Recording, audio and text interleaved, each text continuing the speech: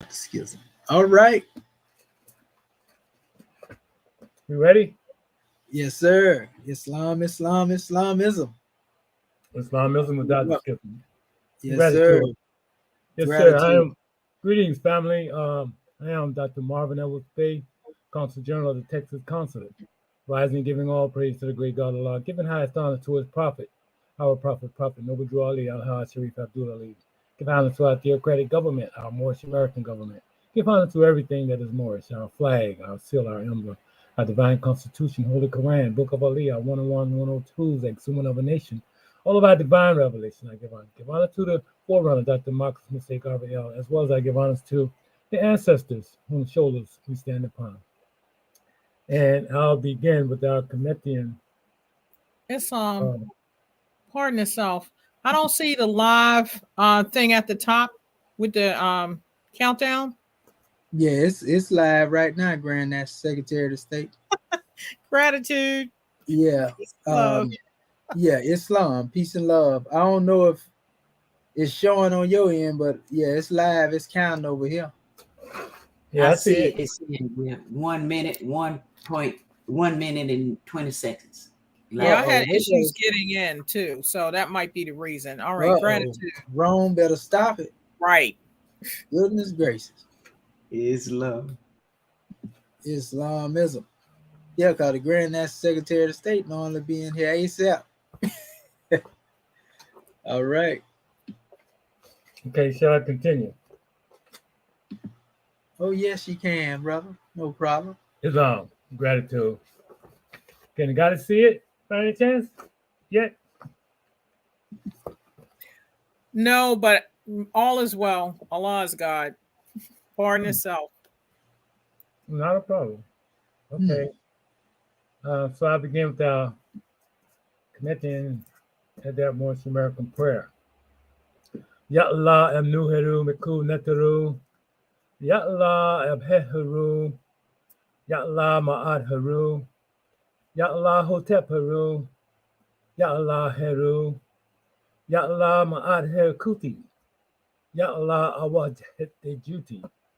Ya Allah Patem Sutek. Patem Heru. Ya Allah Bamaduti. El Hedges Ray of Tu Ali. Amen. Alias.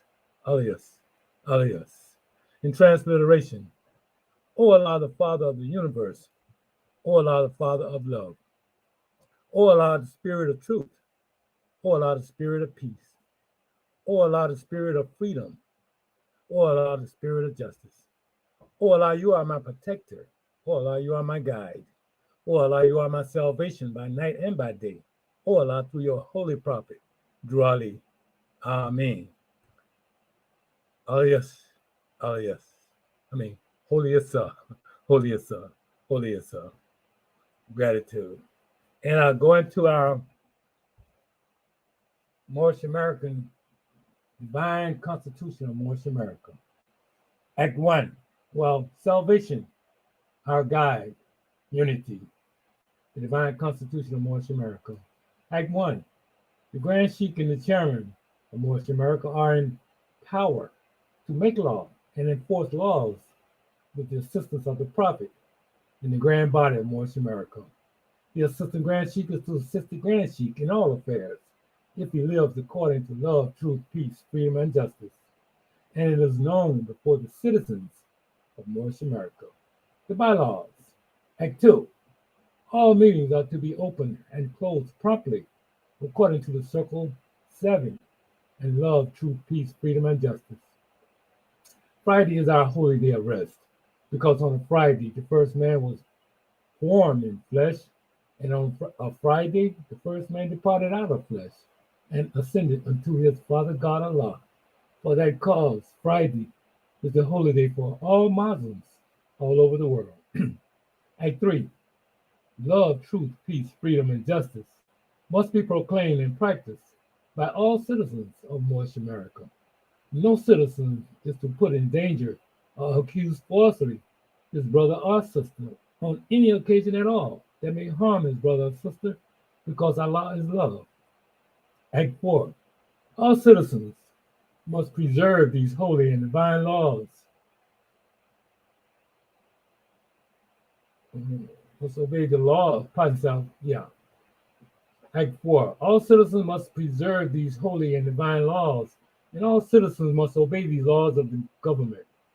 Because by being Moorish American, you are a part and parcel of the government and must live the life accordingly. Act 5. No organization of Moorish America is to cause any confusion or to overthrow the laws and constitution of the said government, but to obey hereby. Act 6.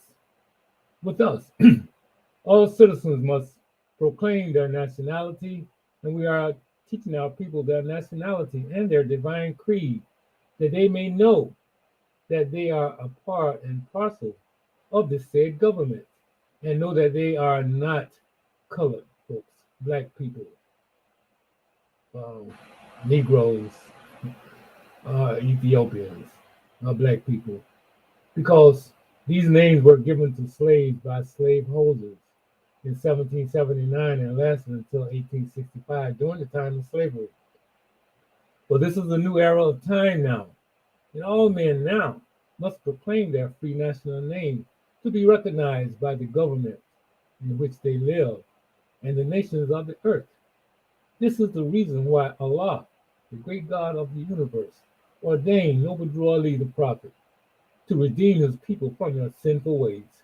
The Moorish Americans are the descendants of the ancient Moabites, whom inhabited the northwestern and southwestern shores of Africa. Act 7.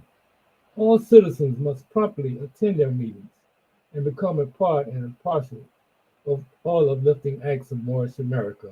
Moorish America must pay their dues and keep in line with all the necessities of Moorish America, and then you are entitled to the name of faithful husband. You must support your wife and children. Wife, you must obey your husband and take care of your children and look after the duties of your household. Sons and daughters must obey father and mother and be industrious and become a part of the uplifting of fallen humanity. All Moorish Americans must keep their hearts and minds pure with love and their bodies clean with water. This divine covenant is from your holy prophet, Noble Drew Ali, through the guidance of his Father God Allah. Prophet Noble Drew Ali, peace and blessings be upon him, founding father and framer of the divine constitution and bylaws of Moorish America. And I say Islam, Islam, Islam, in gratitude. Now turn it over to our Grand National Secretary of State of South Carolina, Dr. Dendra Ania Kurta-Bey, for the reading of our topic, subject chapter of the week. Islam? Islam, Islam, Islam. Gratitude, God, man. I am Dr. Dendra Ania Kurta-Bey. First, let me rise and give praises to our great God Allah. I give honors to our holy prophet, Noble Drew Ali. I give honors to Act 1. I give honors to all my government officials. I give honors to my national assistant, Grand Sheik, for this wonderful class. And I give honors to you, Council General of Texas, Dr. Marvin Edwards Bey, for opening us up according to law and reading our Constitution and our bylaws. As you said, I will be reading our chapter of the week, chapter 36, coming from our Holy Quran. And it reads, Yehoshua received the news of his father's death, writes a letter to his mother. One day, as Yehoshua stood beside the gangs, busy with his work, a caravan returning from the west drew near. And one approaching Yehoshua said, We come to you just from your native land and bring you welcome news. Your father is no more on earth. Your mother grieves, and none can comfort her. She wonders whether you are still alive or not. She longs to see you once again. And Yehoshua bowed his head in silent thought, and then he wrote. Of what he wrote, this is the sum. My mother, noblest of womankind, a man just from my native land, has brought me word. My mother, all is well for father, is well for you. His work in this earth realm is done, and it is nobly done. In all the walks of life, man cannot charge him with deceit, dishonesty, nor wrong intent. Here in this realm, He finished many heavy tasks, and he has gone hence, prepared to solve the problems of the round of the soul. Our Father Allah is with him there as he was with him here, and there his angels guard his footstep, lest he goes astray. Why should you weep? Tears cannot conquer grief. There is no power in grief to mend a broken heart. The plane of grief is idleness. The busy soul can never grieve. It has no time for grief.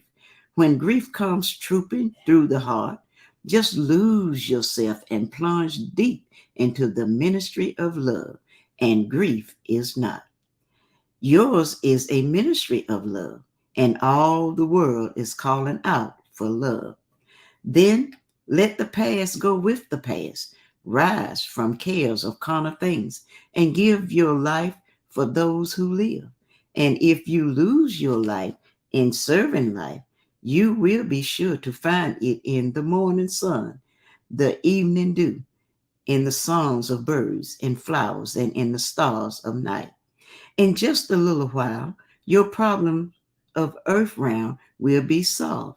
And when your song are all worked out, it will be pleasure unalloyed for you to enter wider fields of youthfulness to solve the greater problem of the soul. Strive then to be content, and I will come to you someday and bring you richer gifts of gold or precious stone. I am sure that John will care for you, supplying all your needs, and I am with you always. Signed, Yehoshua. And by the hands of one, a merchant going to Jerusalem, he sent this letter on its way. Islam, Islam, Islam. We will now turn the class back over to our National Assistant Grand Chief, Dr. Sadu Umiti El Moheji Sepsuel, Islam. Islam. Can you hear me, sister? Islam, I can hear you well. Want to rise upon the seven and give all praises to the great God Allah, our Father God Allah, and honors to his holy prophet, honors to our holy prophet, Noble Drew Ali, El Hajj Sharif Abdul Ali, that is. We give honors to our Moorish kin once again, here, there, and everywhere, and therefore honors to all of you who are continuously honoring yourselves by being yourselves. We give honors to our Grand National Seal. We give honors to our Grand National Emblem, National Flag, Divine Constitution, and bylaws, and honors to all of you who are indeed a living manifestation and personification of everything that our holy prophet brought to make us a nation. Want to give honors to our Moorish kin, all of the scribes. You know, man, this is a grand draw in bringing forth the Moorish vibes and uplifting fallen humanity. You know, we have a grand E.A.R.S Egyptian Adeptus Research Sultanate session to bring forth. And we just say praise be to the great God Allah for giving us the endurance to continue to move forward, you know, and uplift fallen humanity with what it is that we have to bring on the manifest. You know, as we are growing, we are most definitely truly knowing. Want to give honor to our guest, Emerson Vicar. Look like Yanedi, I think that's what it states. Honors to your family and a host of others who probably will be tuning in as well. Let me see, Grand National Secretary of the State, did you get that email I sent you and showing you the YouTube live link?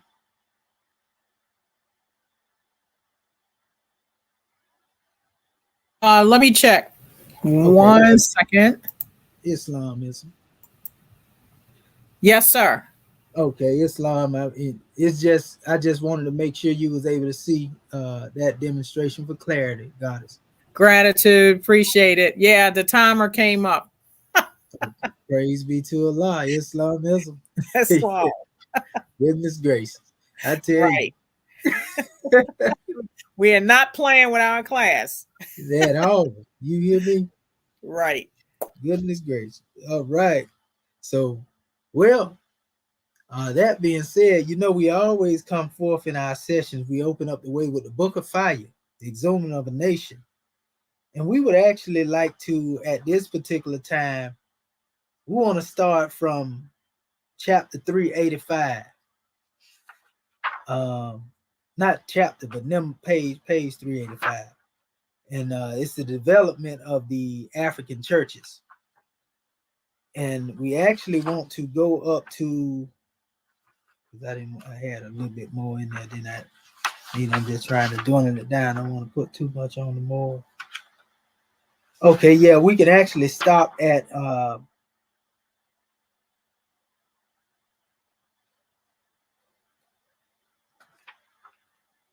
393 actually, above where it says, what about Moors in prayer? And so if we will have our Moorish kin to volunteer for the reading of these pages. Islam.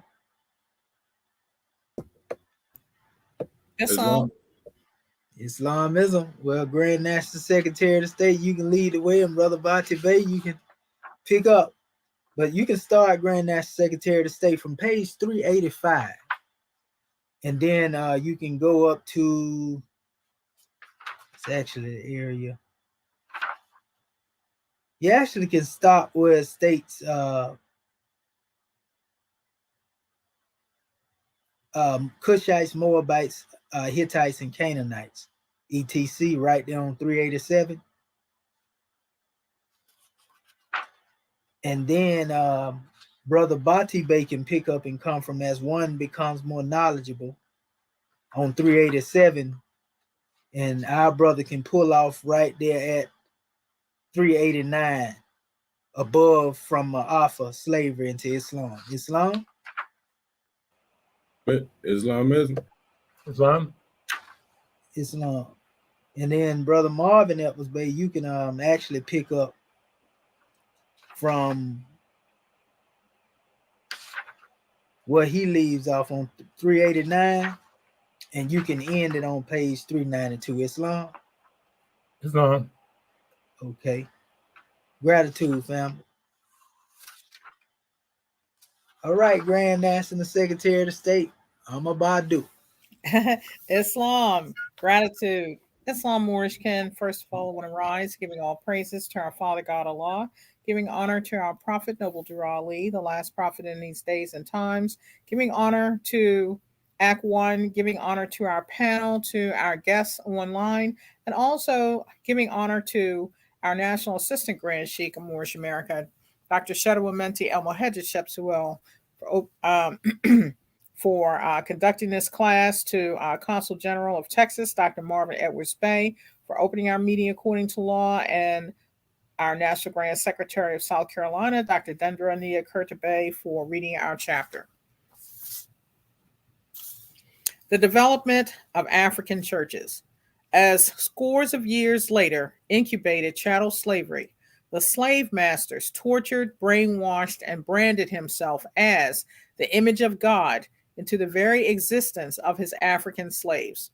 He standardized the graven picture of Michelangelo's cousin into a European Jesus as the only acceptable image of God.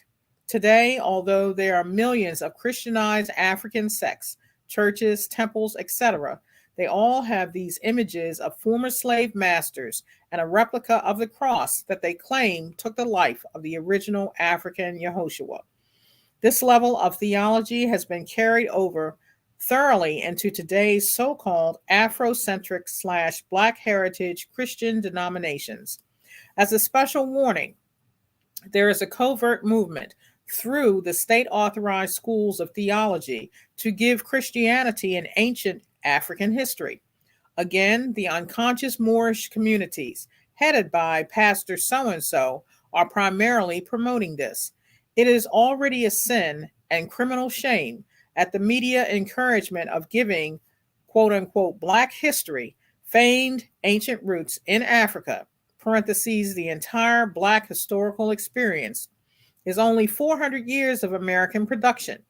Now today, African American Black Negroes are being miseducated into believing Christianity Christianity originated in ancient Ethiopia, Egypt, and Canaan by their African forefathers. Worse still, they are leaning on the biblical word of God to derive at this grave misappropriation of history. It is ironic. No, Sprunlaw, is it ironic or convenient for them to employ the same quote unquote whipping post, the Europeans' Bible, used to enslave them to seek their highest ideals and divine origin? Only in Black churches is there a Black Yehoshua being promoted and served. Actually, this is an outcry of the 1960s Black Pride movement. It would appear unnaturally befitting to have a crop of Black Christians of the 90s to war against the Black Muslims of the 30s. Only through said European intervention could such Black on Black illusions come into existence. The Southern Bible Belt has bred generations of so-called Black Masonic / Christians who so lust the faith of their subjugators until they are now totally self-contained. The only way to comprehend this level of blind faith and die-hard loyalty would be to be able to understand how victims could love their rapists. After being raped repeatedly for so long, the molested, in absence of their assailants, actually masturbate in order to imagine the effects of being raped. Like so, this is the Negro, Black, and colored who so loveth the religion of their maker. Oh well, sigh. All Black enterprises are made and programmed only in America. Even with the best of intentions for painting so-called Black Africans into the biblical world, it will not alter the nature of truth. There were no Negro, Black, and colored people in the history of the earth until the advent of slavery in the United States. An enslaved people creating for themselves a Black history for Black people with Black biblical characters only show the depths of what the dominated mind will reach to accept the opprobrium of iron-fisted tyranny. In defense of the USA, it only followed a long string of history in the abuse of religions as storefronts for what are otherwise openly known as wars, slavery, diseases, pillage, and genocide. While it is true the founding fathers brought the front four European as staples to the Americas, the word genocide was not introduced to the world until 1948. That year, in Paris at the United Nations General Assembly, Raphael Lemkin coined the word genocide. Lemkin linked the Greek word for race, genos, with the Latin root for killing, side. Where was this word genocide during the 400-year African slave trade, the Indian tribal wars, and the massacres of the Atlantic Islanders? Was that mere ethnic cleansing, perhaps? Still, through decades of forced Christianity, the Africans were not allowed to attend the European churches or worship beside them in their various denominations. It was only through trial and found true testing before they were convinced their Negroes could not see Christianity for the crosses. For them, the religion was in fact a slave institution. Its cross is their gallows and the Bible their mallet and nails. The Africans later were allowed their own version of Christianity and established the AME, African Methodist Episcopalian churches. Ironically, Black Freemasonry came about with the founding of the states and after much pale-skin rejections by the Grand Lodge in England. Masons are the chief protectors of the Christian creed. Therefore, it was only natural to have quote-unquote Black Masons at the charter foundation of every Negro, Black, and colored church. Any slave master worth his salt must have his spies and agents. Albeit in most European authorized Negro, Black, and colored churches, it's the trustees, deacons, and overseers that ride shotgun over their plantation. See Freemasonry. Heathenism, as one of the first forms of Jim Crowism and apartheid, was later transformed into a national system of repent and reformed called the Repenitent Repenitentiary. U.S. penitentiaries were first built in the Quaker state by former convicts for the convicted sinners to repent. Once there, a prisoner who found the Lord could receive degrees of leniency from reprieves to freedom. This custom changed in the 1900s when statistics revealed the rate of recidivism was escalated greatly by religious con men. Actually, penitentiaries were not built for blacks originally, but they are today. See the 13th, 14th Amendments. Still, to this day, if ex-slaves are to receive God's, the white man, favor and leniencies, they must show strong nearness to the cross, church, and Christianity. Otherwise, they cannot expect mercy from the European rafts, example given, judicial systems, prisons, press, death, etc., etc. Big, powerful ministers and evangelists have come to the conclusion that something is wrong and causes religious controversy. The fact of the matter is, they have always had only a reflection of the truth and not the real thing. Western religions, no matter how grand the following, are primarily built upon diverted rays of the one great truth. Truth is the only remedy that can and will free the nations that have been fed escalating diets of falsehood. They must learn to accept it, even if it's forced upon them. Western religions are primarily built upon diverted rays of the truth.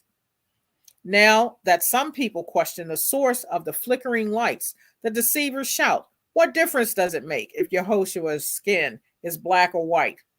The answer is a real world. Most questions are very simple, like, why are the 18 years of Jesus's life not in the Bible? Or why is he portrayed to look like a Roman?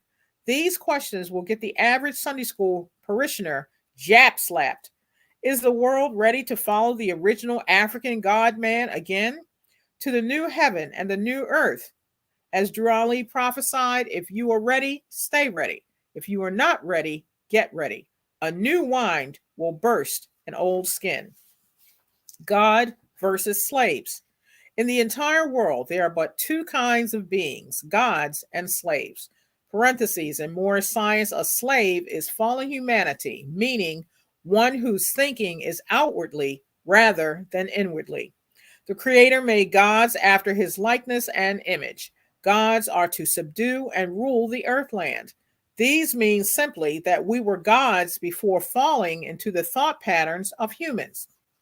The Holy Prophet Noble Drew Ali taught the Moorish that the word God means ruler of the land. Question number 43. The Creator did not make men into slaves. This would have been an imperfection, a mistake, and not good. Men were made gods and can choose either to rule or enslave themselves. Accordingly, man creates his own heaven or hell. Moorish Holy Quran, chapter 12, ayat 9. Gods are free, upright, and independent to make choices. Man, in his utter shamelessness, is the only one who makes slaves of other men. After a period of total isolation and terrorist subjugation, even the lesser of slave masters becomes God in the minds of his victims. This is why the Negro, black, and colored, whom has been Christianized during slavery, can be openly seen on any given Sunday giving praise, sacrifice, and money to the pale-skinned nations of Europe, earmarked under the Western name of Jesus. In the arms of the church, the NBC openly thanks their Lord, God, and Savior, Jesus Christ, for providing them with food, shelter, clothing, and waking them up this morning in their right minds. For them to think outside of this God-given box means certain death in their hell's fires. When the first physical man was created in the Garden of East Africa, he was warned not to partake of the forbidden tree. It was the tree of the Maya fruit. It only produced the seeds of human knowledge in the duality of good and evil. See Adam and Eve. Vanity is the sweet taste of Maya. Yet, nothing can hide the heart of a God-man from himself like vanity. Moorish Holy Quran, chapter 40, ayat 6. Hence, unconscious man is a slave to sins of Maya, and the wages of sin is death. Death to his wisdom of the gods via The gifts of the understanding are the treasures of Allah. Moorish Holy Quran, chapter 26, ayat 1. It takes a slave mentality to seduce men into slavery. The realm of slavery leaves both the slave and the slave masters in the want of freedom and without the benefit of choices. Therefore, outside the world of duality, where there is only reason, there is no distinction between a slave and a slave owner. Only the pure in heart can recognize they are God's. As a suckling recognizes its mother that sustains its health, likewise, it takes the consciousness of a God-man to recognize his creator as the maxims of truth. Only Allah can make deities of every living thing. This is why the illustrious prophet said, being Negro, colored, or black, all delude to slavery. It is a sin to be black because these names were given to slaves during the time of slavery. See Act 6. Yes, the European slave masters purposely marked his slaves as blacks, Negroes, colored, Afro, etc., because this clearly denoted their Luciferic fall from the original God state. The Greeks and Italians had learned in Egypt that no one could be a god and a man at the same time. It had to be either or. Even Satan knows as long as anyone thinks they are black, they cannot be themselves God.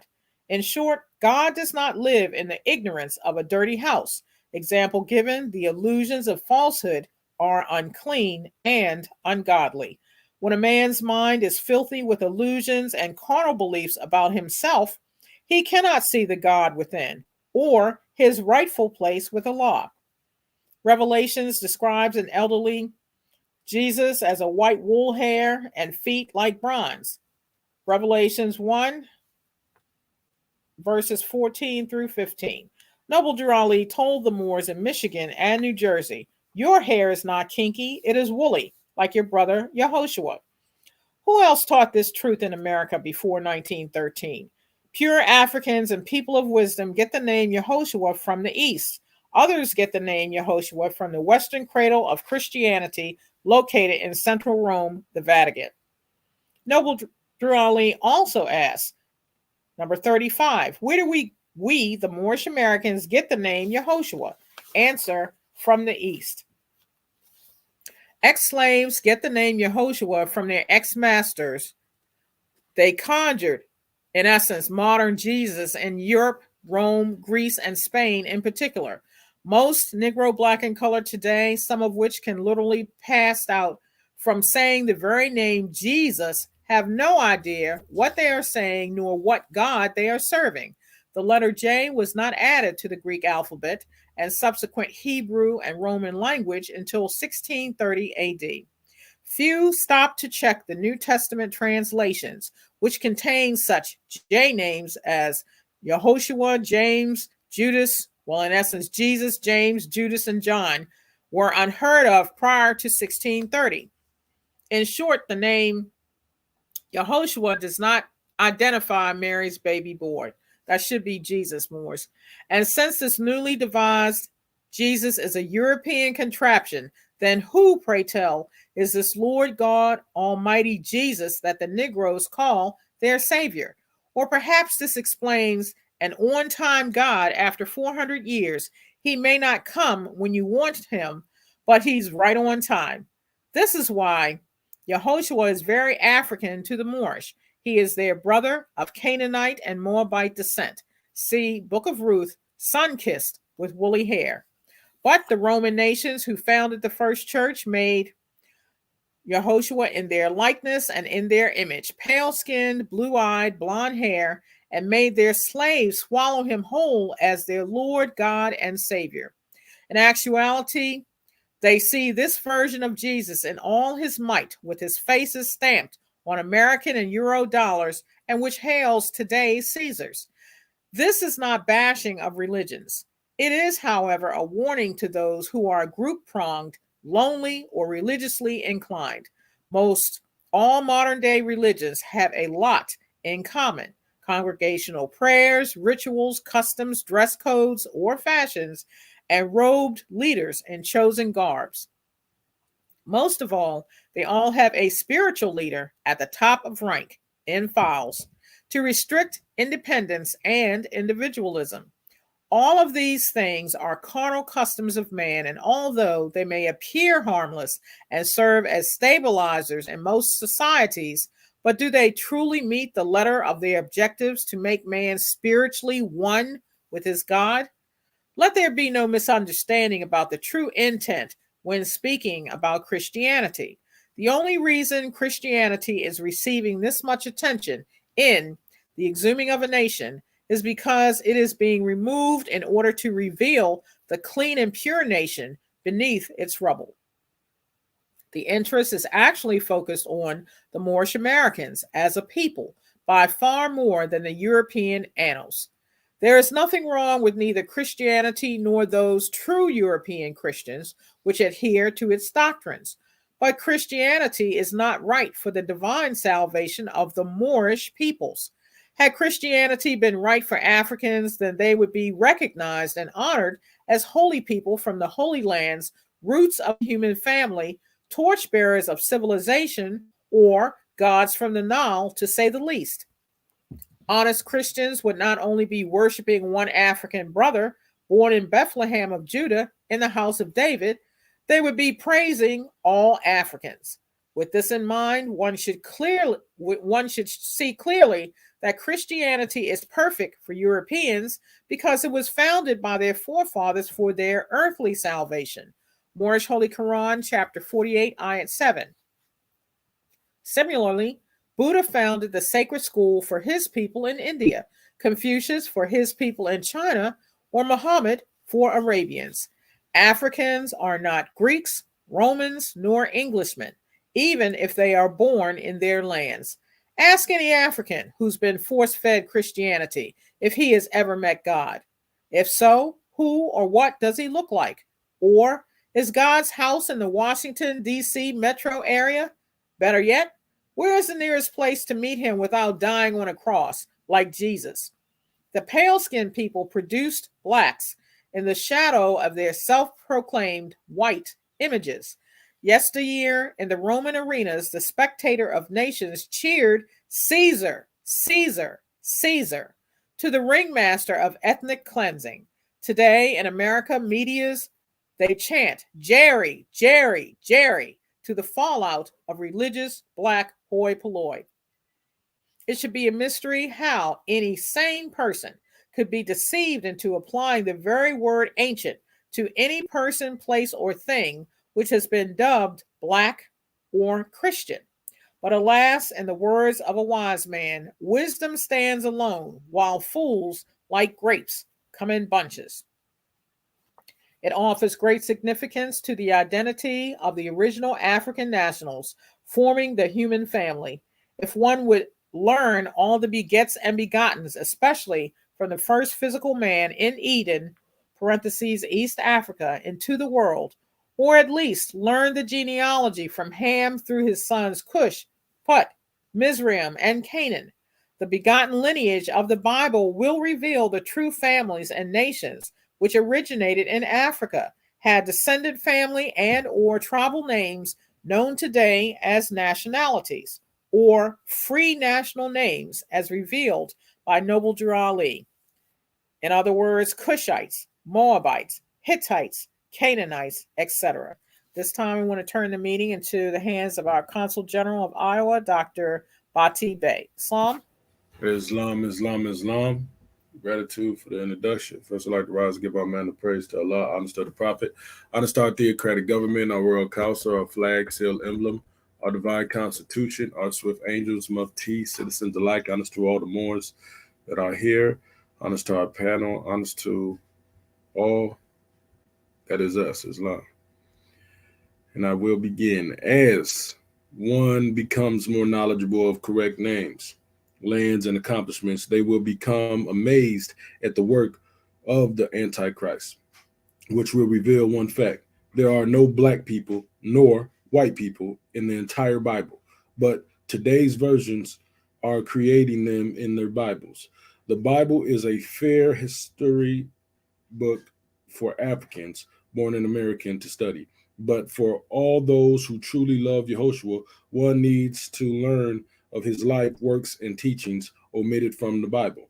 This includes 90% of his adult life when he traveled in Egypt, India, Tibet, Persia, and Greece. For those who believe Jesus is the way, the truth, and the light, how do you expect to come unto his father's house with over half of these signs missing? True history will readily expose the thieves of Europe constructed their Bible with all of Yehoshua they could plunder. At that time, most holy books left by the prophets are pure. Divine laws left as guidelines for for man, unless the books, have been contaminated by followers, scholars, or keen ambition.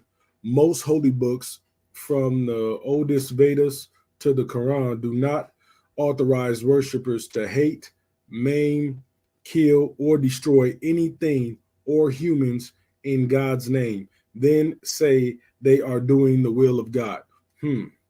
Could this possibly be the same creator, God, which the old Africans worship as the giver of life? Religions under a glass. Humans have fallen from the state of God consciousness. Humans, having fallen from the state of God consciousness, are curious by nature. It is in the curiosity of his nature, where carnal customs under the guise of religions, that man has misguided other men from the great God into their atrocities of evil. Under the names of religions and in the name of their respective gods, the lions have created ungodly institutions of misery, death, and destruction for unsuspecting lambs. Layman Splinter, known as scholar and doctors of law, not by the prophets themselves, started most of them. In fact, no prophet ever named his portion of the one great religion after himself, e.g., Buddhism, Mohammedanism, Judaism, Christianity, etc. These were monumental names given by idol worshippers after the prophets had left their flesh, died. These are the same holy people which created the ritual customs, prayers, and prayer practices, etc. Some have gone fanatically off the normal religious field of play into maiming, abuse, torture, insanity, and death. Others, lost in faith, have committed congregational murders and suicides. These small groups are called extremists and members of any occult society. However, do not let their disproportionate size to other major religions fool you. When an occultist is carefully examining and is revealed as one of who believes in a religious practice until they are willing to sacrifice their life to prove their faith, then their numbers are no longer small. In fact, each of the major religions could produce several hundred millions faithists on yesterday or sooner if their religious head said it's time. And if anyone calls them a member of the opposing religion, they would think it to be the will of their God to send, kill you ahead of themselves. Question is, how could religions produce this kind of holiness into the minds of men? The answer is simple. Firstly, there is only one true religion, law, and that is the one which leads the mind or hand of man thinker back into the divine mind, the great God's hand, where he will once again know infinite love and the harmonies of truth and peace. See third eye. Secondly, if your religion is headed by a priest, imam, pastor, father, grand sheikh, or otherwise spiritual leader who has not personally seen the great God or has not themselves gone the silent journey into the blue light to the kingdom of the soul, then you may be led on the right track, but heading in the wrong direction. True spiritual leaders are angels in human flesh, with the wisdom to take the pure in heart to the Creator, because they know the way. They have gone there at will and can show you there. If one has traveled up Kilimanjaro, then one can lead others to that mountain. If one has been to the great God, the one can be a spiritual leader and lead others to Allah. Simple. But if one has not been taught the straight way, one cannot teach the straight way. Again, simple. Has your spiritual leader been to the great God? Africans of today's Western world should be extra careful in the choices so-called freedom of religion clause. There's a great possibility, though religious made available, through religious made available, you may think you are choosing a religion when in fact, the religion was probably chosen for you. Be mindful. The Holy Bible, Holy Quran, and the Torah have each been used to support the enslavement of African people. Even today, neither of these adherences, be the Christian, Muslim, or Jew, will support the teachings of the true nationality and identification of the so-called African American, black, colored Negro, which is needed to connect them to the human family. All people of the book know the true identity of the so-called Negro, and if they do not know the true identity, they damn sure know that Negro is not the truth. People of the book hold the entire history of the human family, but it is not in someone's best interest they be put back into the human family. See Freemasonry. The dangers of most major religions are their man-made ritual, custom ceremonies, and mud prayers, etc. These customs will often create familiarity, popularity, and inflate the ego. It causes one group of people to war against another and to believe their concept of God and righteousness is superior. The one true way and the whole earth's population are sinners and devils outside of their practice religion. They are God's chosen people, his holy nation. These latter day teachings have created gods of selfishness, where one religion with one religion with gains of plenty can feel spasmodic blessings to see the children outside of their faith starve to death. If they would have accepted our God, they could have lived. History holds no secret that religion, for whatever reason, has been a backbone of every war since man developed families, communities, and nations. The proclaimed righteous at war with the unrighteous and the lion against the lamb. Today, there are same faith wars, brother against brother, and the ever century holy war where again man shows his divine right to murder thousands of other men in the name of their God.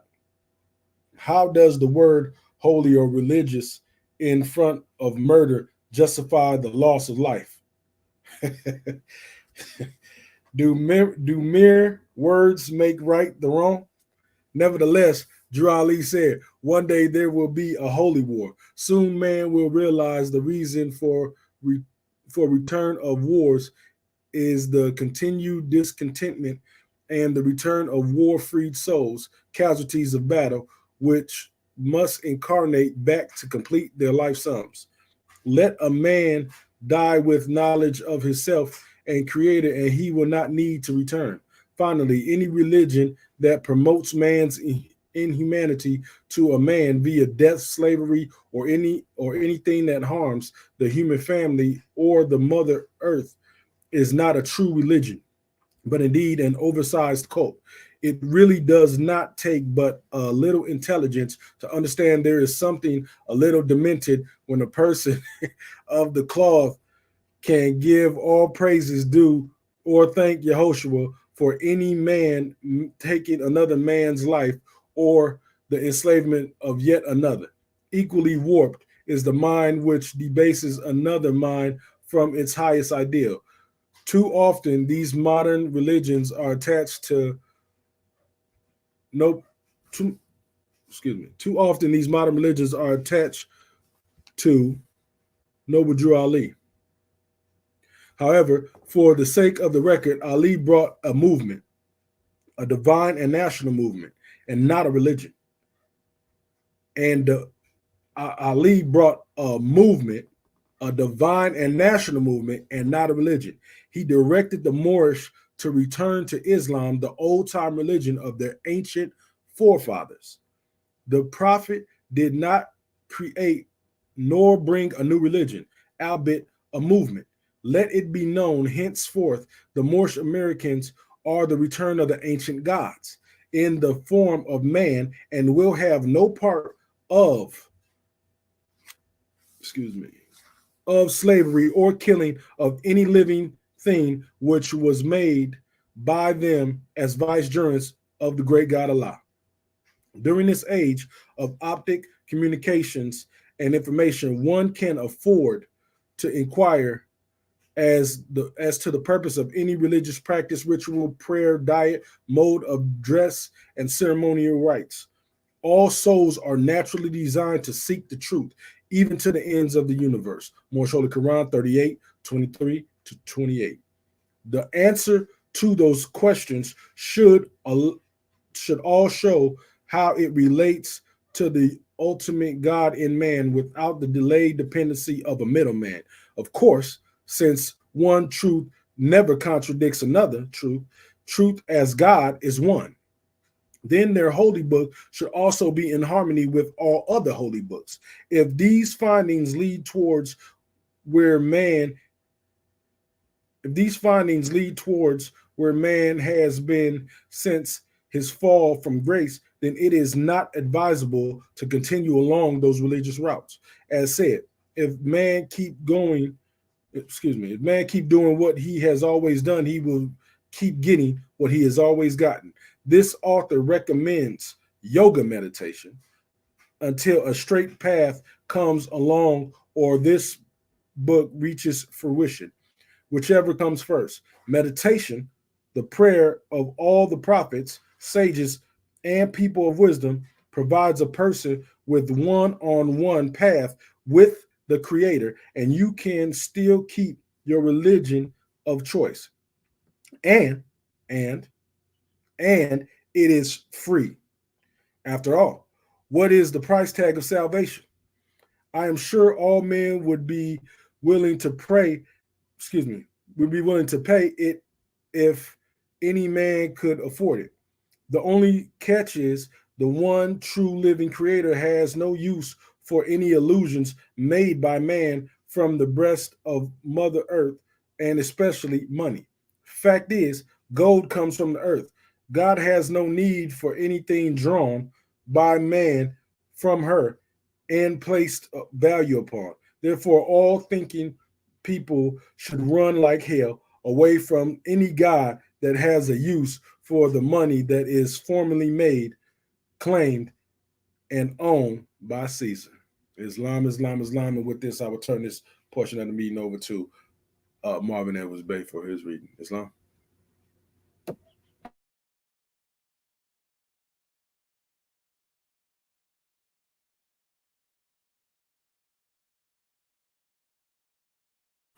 Brother Marvin Edwards Bay. Oh, pardon self, yeah. Didn't unmute myself. Gratitude. I am Dr. Marvin Elvis Bay. Praise and honors have been given. I'll begin. From Martha, slavery, into Islam. May Allah's canopy of peace and blessings be upon all the prophets. Your religion, is it through the God of your forefathers? According to official records, chattel slavery in the USA only lasted from 1779 until 1865. During this time, 86 years, the U.S. legally supported chattel slavery from its presidents and constitution to the enactments of the Black Code laws. However, in memorial honor of the more than 500 million people of Africa which perished in this system of inhumane genocide, it took from 1492 to 1865 nearly 400 years in order to break the mental back of these former Muslims. The year of 1492 was the year the Moors lost their 800-year battle of civilizing the nations of Europe, and a former Portuguese slave trader named Christopher Columbus found the world was round and had millions of other people already using it. According to certified documents of the Spanish crown, it was September 3rd, 1501, that marked the beginning of the African slave trade. On that day, a Portuguese vessel carried the first cargo of kidnapped Africans to be Christianized in Spain before crossing the Great Atlantic. On April 1502, the first of millions of Moorish slaves arrived onto the Spanish colony on the island called Hispaniola. With these dates in mind, on April 2002 marked the 500th year of American slavery, which includes 135 years of post-13th Amendment hostage-taking and mental enslavement during the manumission of the Moorish Americans as a people. This is the true Holocaust to the human family, and there is no memorial built in the nation's capital to this day to say never again. Perhaps because the NBC, in their present state of absolute vulnerability, do not have the assurances guaranteed to all nations signed under the International Genocide Treaty. One does not honor the true value of the marvelous light until forced into utter darkness. Likewise, for one to honor freedom in all its glory, one must have reached the depths of slavery. Noble Drew Ali was the first to be authorized and ordained to bring true Islam to the children of former slaves in America in 1913 AD. Since then, there have been scores of daddies, fathers, rogue leaders, false prophets, and silly saviors with claim-jumping attempts to part the works of Sheikh Sharif Abdul Ali, also known as Prophet Noble Drew Ali. The common goal of these famed seekers is to be recognized beyond the grave for their version of Islam and or Urish science. For a period, it appeared to be more rabid redeemers of the lost found than there were people to save. Their multiplicity was largely due to two factors. One, the people were still suffering from mental slavery, which they still have now. And two, the religion of Islam was presented as new and Arabian sculptured to the Western world. This brings us to our subject and warning. If you are a child of former slaves in America, be careful of the version of Islam you accept. It may not lead you to paradise, and it may enslave you again. We stand and pray because Allah directed Drew Ali to teach us this way, according to Surah 4, 101. According to Surah 4, ayat 101 to 104 of the Great Quran. We disobeyed this Islamic law in 1492 and were in the prostrating prayer position when Queen Isabella and King Ferdinand killed thousands of us during Jummah services. The ones not killed, tortured, or jailed in that year were forced to begin the worst system of slavery ever known to man, chattel slavery in the Americas. The Quran commands to us to pray standing or with sword in hand on horseback anytime we are in the territories of the enemies of Allah. Here in the U.S., with its freedom of religion and separation of state and church, the government is still 99.9% Christian, Islam's natural enemy. For those who close their eyes and off their feet have been warned. There is a time for every knee to bow. Just be sure you are protected when you prostrate, or you may get up a slave. If you are not within your own sovereignty with Islamic rule, you may be on enemy ground and therefore unsafe to prostrate.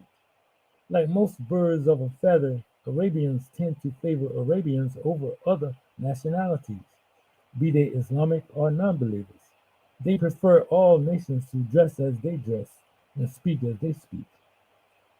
As all Muslims need to learn Quranic Arabic in order to get the interpretive essence of Allah's readings through Muhammad, all Moors need to learn the ancient garbs of their forefathers. True Moorish garb is the celestial clothing not designed by the styles and fads which fade with time. They are today good as they were for our parents millenniums ago. The only time Moors need to dress as all other Muslims dress is during Hajj. Otherwise, every nation proudly demonstrates their own customs. How you dress can be part of your test. Nations are as planets, and Allah has placed each one in its own orbit so they may complement each other and glorify their Creator. Moorish American Muslims should stay in their pure and clean orbit until more divine instructions come along. And when, not if, but when you revert to Islam, go in your proper person and identity. Like any prodigal child returns, the father will receive their submission more piously when you bring the honor of your mother with you. Honoring your mother gives added strength to all who return to Islam. To honor our father, your nationality, the free national name, and don't leave home without it. Okay. Entering Islam. Making sure I don't go past where I'm supposed to go. Okay. Continuing. Entering Islam. There is an ever-present danger to every degree of freedom sought when escaping from slavery. The most infamous of these is when escaping from a slave master. The route to freedom may lead most freedom seekers into the welcoming vice of the slave catchers. Slave masters and slave catchers share a common observation. They see qualified slaves as their God's gift to free men with power. Of course, African males, females, and their litter have made the best slaves since the fall of man. This sheds a tremendous amount of light today's Moorish seeking escape routes from the enslaving masters of the U.S. Freemasonry and Moorish science temples into the Arabian version of Sunni Islam. Once they take the Shahada, I bear witness there is no God but Allah, and Muhammad is his prophet. They think they are free, safe, and home. They look back at the NBC Christian brothers as though they are infidels, dead, and deserving of Allah's wrath. But wait, how could they have possibly forgotten the Arabs are still the world's greatest slave catcher of Africans, bar none? Going from the various degrees of Western enslavement to Arabian Islamic enslavement is like jumping out of the frying pan into the fire itself. What in hell are they thinking? Oh, hell has been home so long, it is what they naturally think. Dear readers and truth seekers, be advised. These lessons are neither public relations nor propaganda, plugs for the Moorish Science Temple of America, nor proselytizing for Sharif Abdul Ali. These are thought stimuli founded upon one truth never contradicts another truth. And if he can get us to thinking, we can save ourselves. Noble Draw Lee. Know what you are coming into, and your faith will not be blinded, nor your sincerity misled by the beauty of its entrance that surely awaits you. To begin the essence of your Islamic tour, we will start at its origin. Islam means peace and is one of 99 attributes of the great Allah, great God Allah. All attributes of Allah is Allah and are pathways emanating from Him to Him. Islam was first created by the first God man when he realized his fall from divine consciousness. It became a three-step ladder of thought leading from his center to the master center. True Islam has very little to do with rituals, customs, and congregational behaviors. It has always been an inward journey which returned man to his God state. Thus, is love, truth, peace, freedom, justice, mercy, right, etc. Pardon self. Thus is love, truth, peace, freedom, justice, mercy, right, etc. Allah is spirit and has no equal. Therefore, there can be no partners, nor can Allah be divided into trinities and fractions as are often seen through the carnal eyes of man. Man himself is not the body or the soul. He too, like unto his Father God Allah, is spirit. The bodies and the souls of men are created things and are absorbed with time and will pass. But there is no death to the spirit man as long as Allah lives. Most Holy Quran, chapter 1. But man fell through misuse of his godliness and gratification of his lower thoughts. He became lost in his own carnal manifest and strayed from that path of consciousness that made him one with Allah. Thus, the need for Islam. Islam is the straight path of peace leading from the heart of man back to the heart of Allah. This direct way is the way of the prophets and those who have not strayed. With that said, it will do well for readers to remember another saying of Drew Ali. Allah gives no good without its admixture of evil. For those of us who are freshly freed from the most indescribable system of slavery ever endured by a people, we must not accept what they say is Islam without first checking its lineage to the first religious creed of our forefathers. All versions of Islam today are not true Islam. Just because a billion Muslims are doing the same thing does not make it right. Carnal man loves to follow and not to lead because by his nature he is a creature of habits. Before belief can become faith, man must first separate the immutable from customs. It will do well for the reader to remember Muhammad was a prophet who needed to redeem his paganistic people of Mecca. At that time, they were serving all kinds of idol gods because they had strayed away from their original African creed of Abraham. So he returned to them Islam. There are no sects in Islam, as it is quoted pure and clean in the great Quran through Muhammad Surah 30, Ayat 32. Contrary to popular beliefs, Prophet Muhammad did not bring Islam, nor did he perfect Islam. Islam has always been perfect since first given to man by the great God Allah. Islam is the name of the one true religion that was brought in portions by all the prophets, from Adam to the prophet of Ali in America. All the major prophets received their divine minister degrees from the same ancient Kmetian mystery system, either directly as did Moses and Yehoshua, or by angel as did Muhammad. Like all divine works of art, Islam was not named by any of its messengers until Prophet Muhammad Mustafa ibn Abdullah perfected it into Arabic for his polytheistic people. Surah 5, Ayat 3.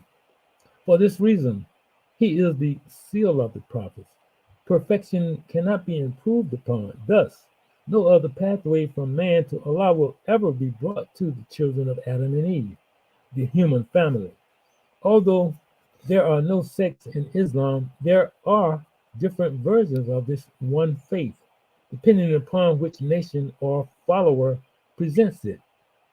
There are many Islamic entities, but the greatest known variations are Sunni, Shiite, and Sufi. Basically, all Muslims want to be in accord with the great Quran, and being in the state of Islamic denial, most followers will not admit there are many sects in today's Islamic religion. Nevertheless, these unclaimed and denied sects, under the auspices of the Islamic system, began immediately upon the death of the Holy Prophet Muhammad. With what Ali returned to the Moors is pure and ancient Sunni Islam. A holistic way of life is void of slavery, evil, and the taking of life in any form. The Moors must remember history. It was the Arabs, under the guise of Islam, that tried to completely destroy the ancient Kmetian mystery system, the Al-Fatihah's straightway, okay, during their conquest of Egypt. The sacred system was the first religious creed founded by the Moors as the true salvation of mankind on earth. Morse Holy Quran 48:6, ayat 6. Drew Ali said, "This is the old-time religion, Islamism," and he returned it to the Moors of America for the first time in ages. Albeit the Arabs advanced their version of Islam across Africa, they found the Moors of West Africa already possessed. They found the Moors of West Africa already possessed the ancient system. In fact, the Moors had been the chief keepers of the ancient mysteries since before they ruled as Phoenicians, Carthaginians, or Talmeri, god of the Nile. These teachings were in their purest form and were used by the Moors to introduce civilization to Spain, France, and Italy. The ancient mysteries has always been taught in degrees, and all graduates had pure hearts and minds. From the word of mouth, sacred temples and schools comes alumnus with degrees entitled God, Prophet, Messiah, and Angel, Master, etc. Some of the African scholars were Yehoshua, Moses, Gabriel, Michael, Solomon, etc.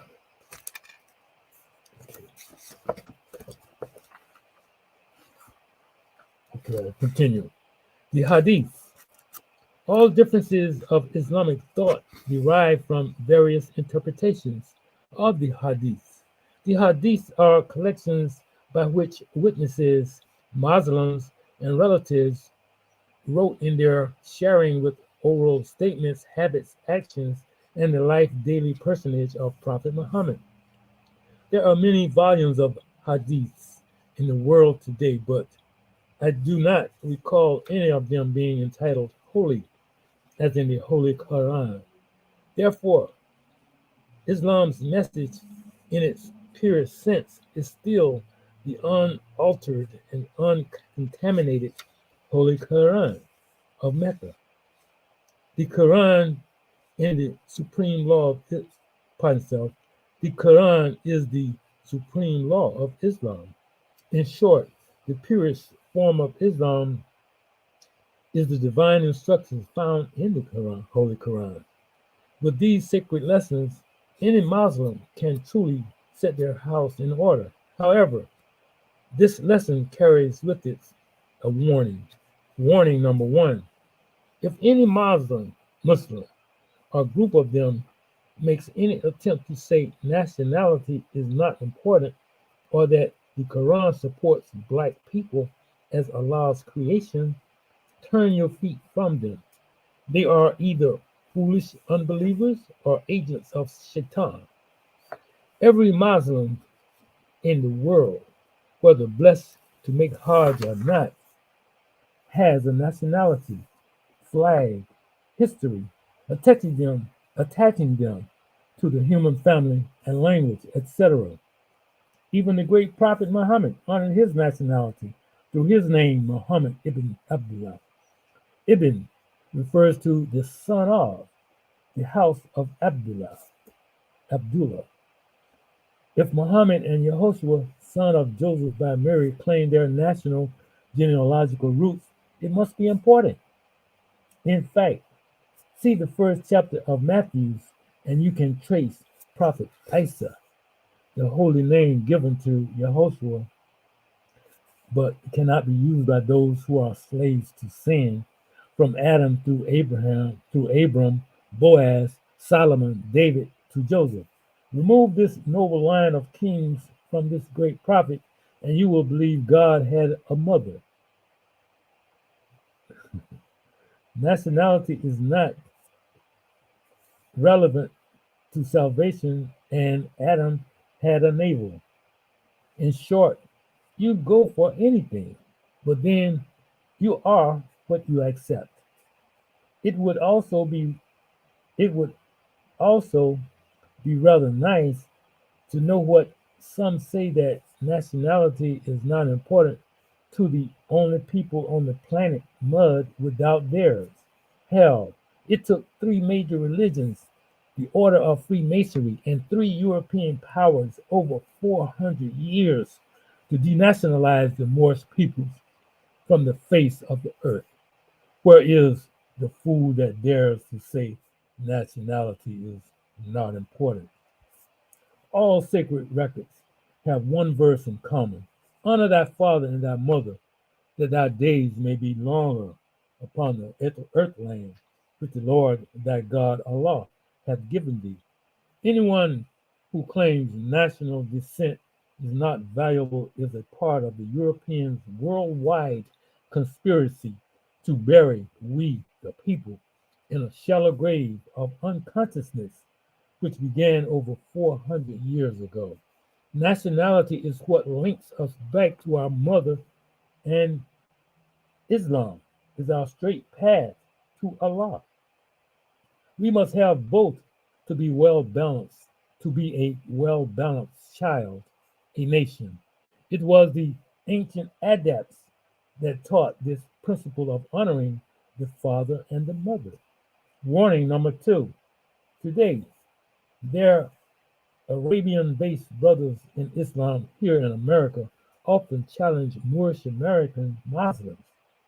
These taunts are often questions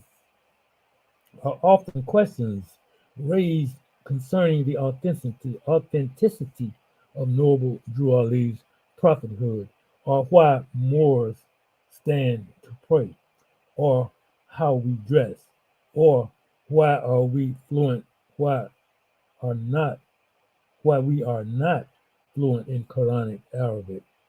The answers to these inquiries are simply lawful and will be answered in a minute.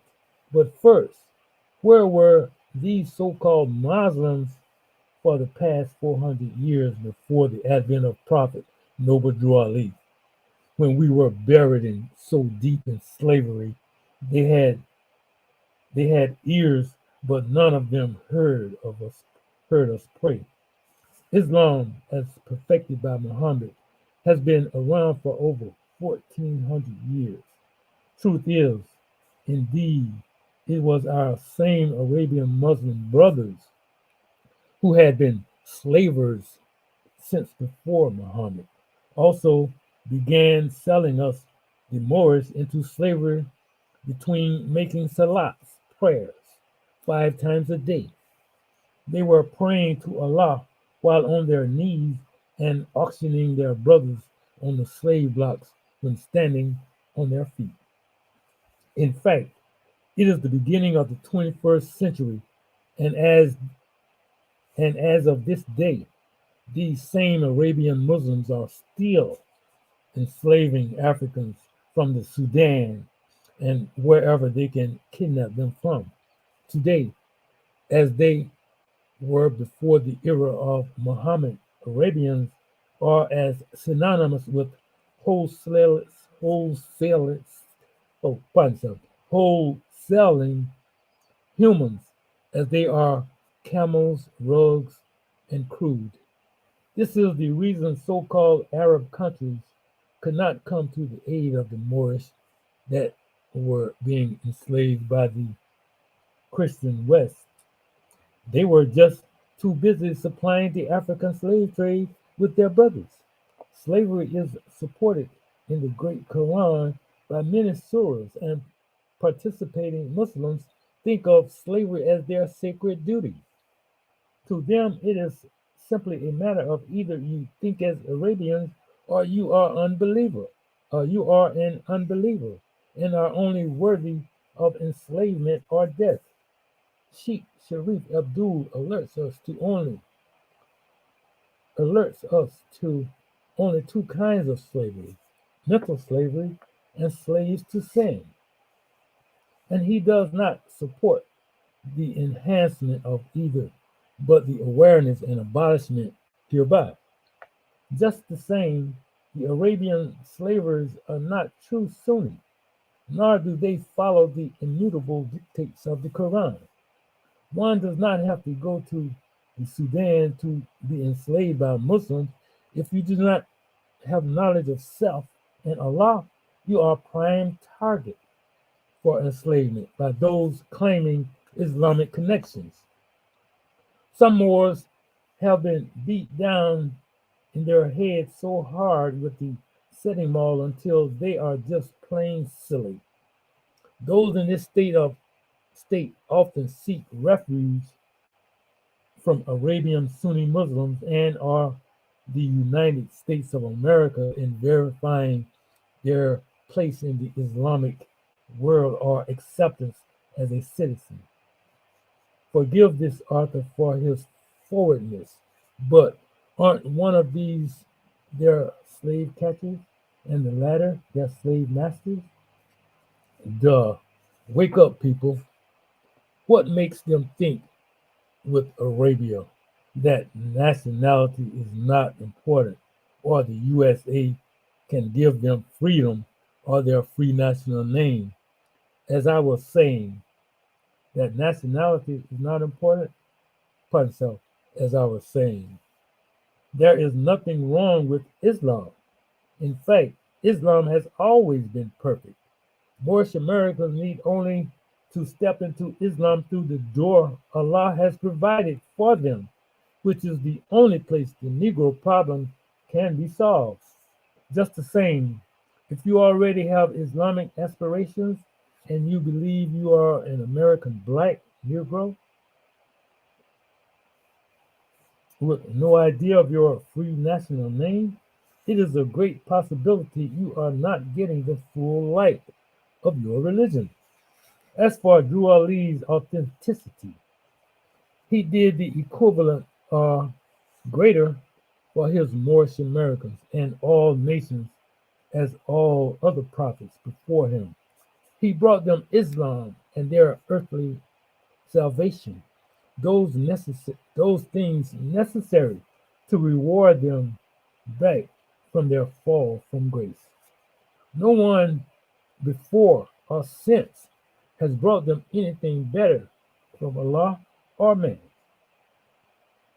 There have been many Moorish leaders branching from the divine works of Noble Drew Ali and Marcus M. Garvey.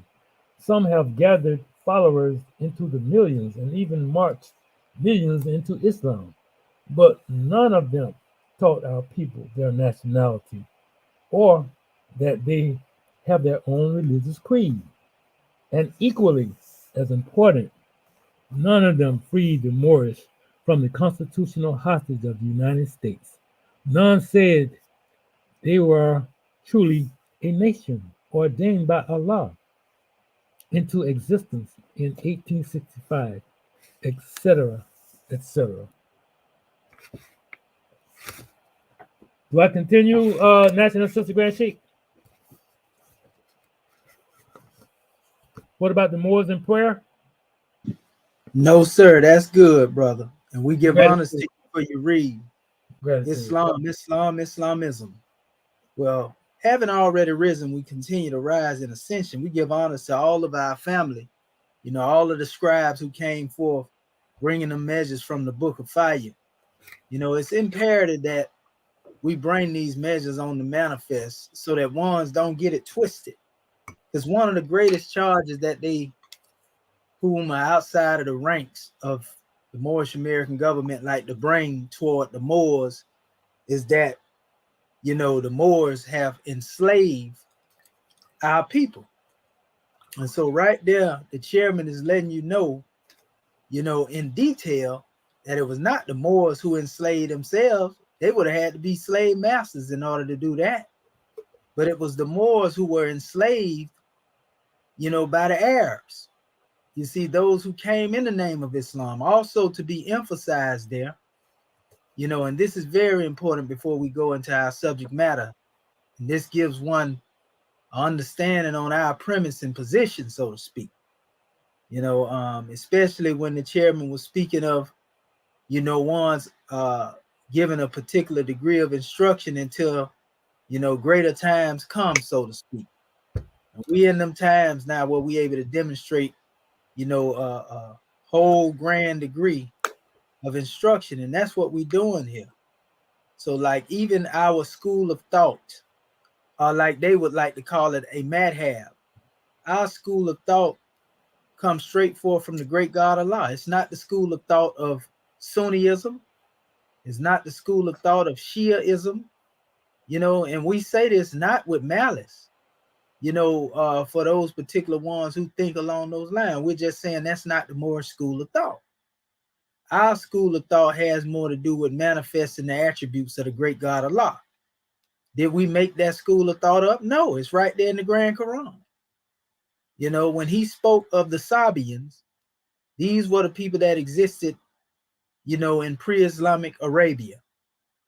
You see, these were the people that Muhammad himself was moving with. And we know the Sabians are really the original inhabitants of Arabia, the Arabian Cushites. You see, and we understand that the teachings that they have go all the way back to Kmet, because Sabi is a descendant of Akhnuk or Enoch, which is Tehudi. You see, Idris, as they call it. So our teachings come out of Kmet, even according to the Quran. But you have to know your history. Masterminds able to trace themselves back, and thus they know. So if you wonder why we demonstrate a Kemetic expression, that's one of the reasons.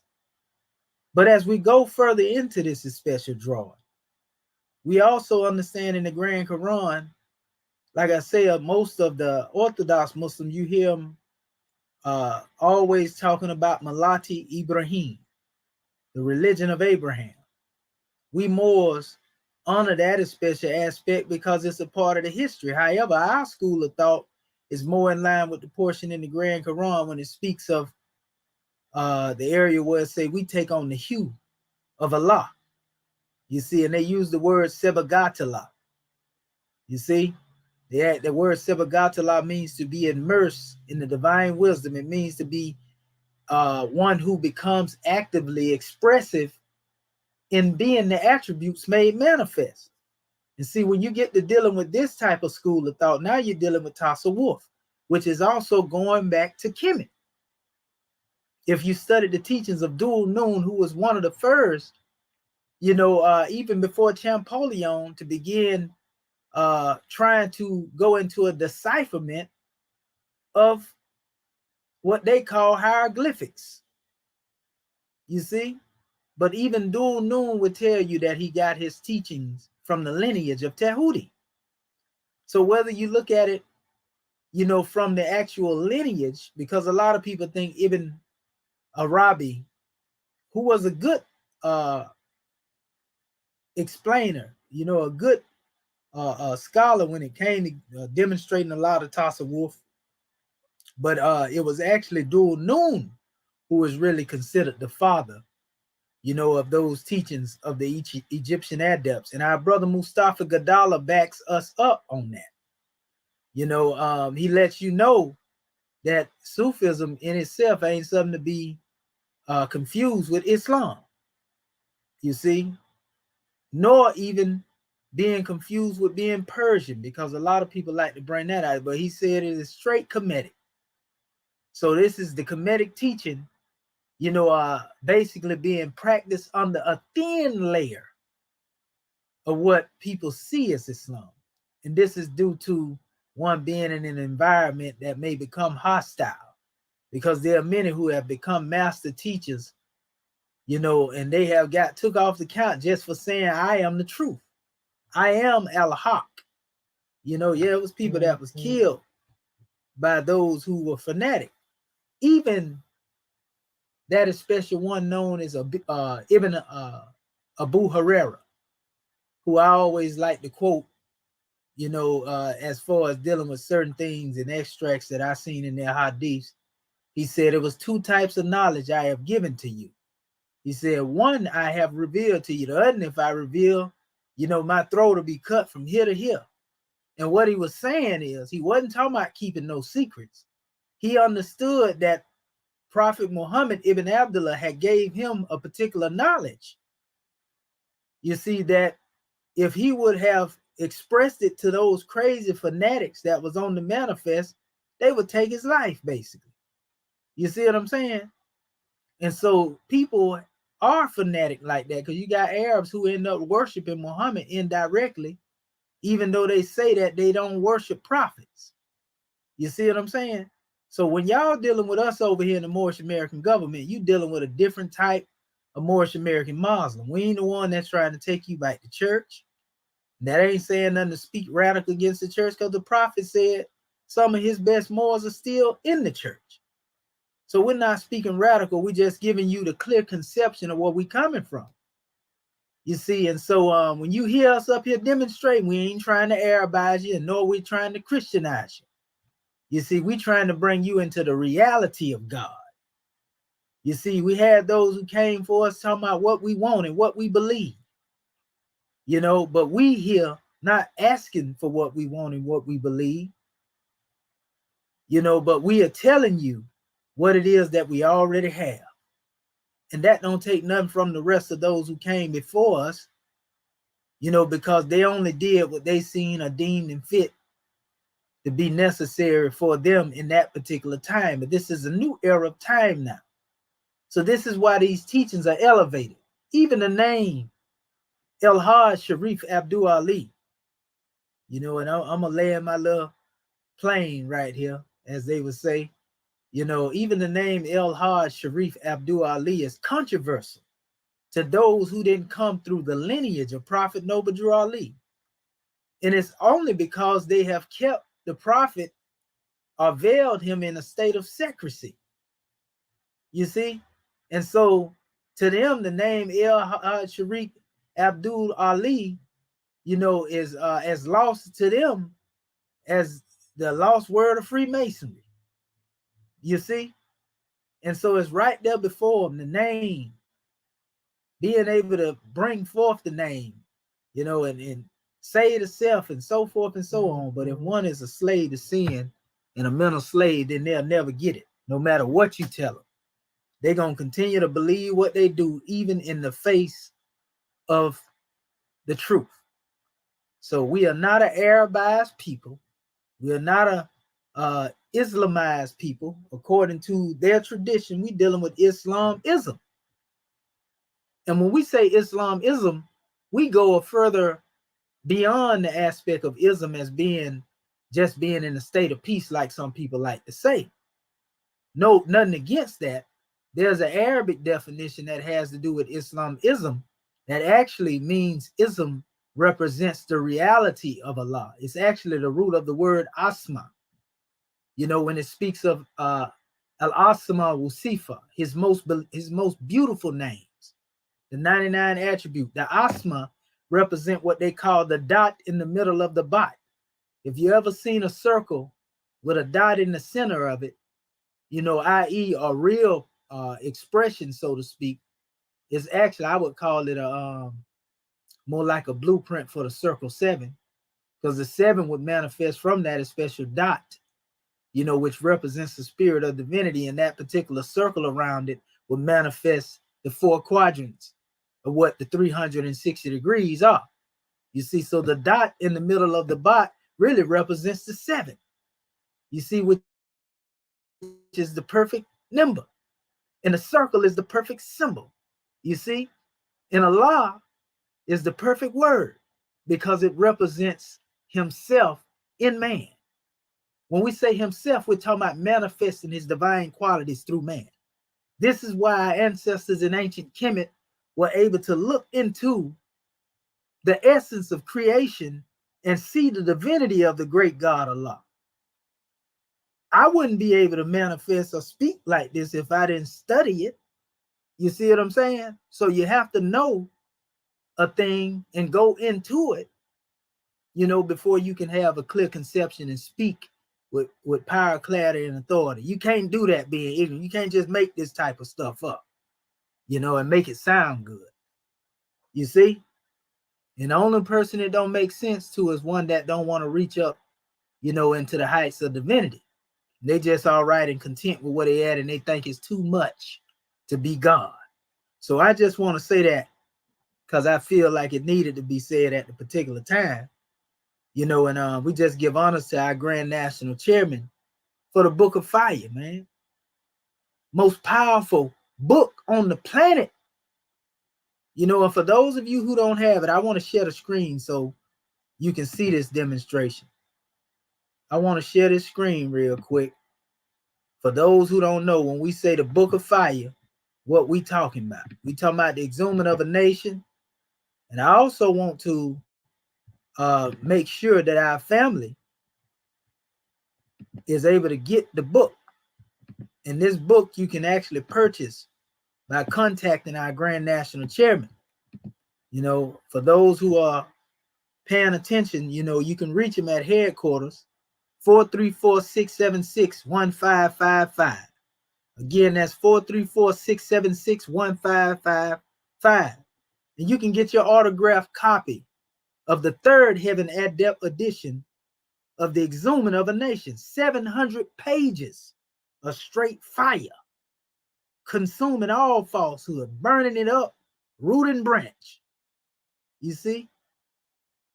Did I say the root and the branches become fuel for the fire? But anyway, so when you deal with this book, this is the book, and it is the book of Moorish authority in this era in time. This ain't because I'm just saying this because this is our study guide. And you can't read this book in a day. You can't read this book in your whole lifetime, really. Not if you really want to get all of that which is in it, out of it. Now you can become very sharp.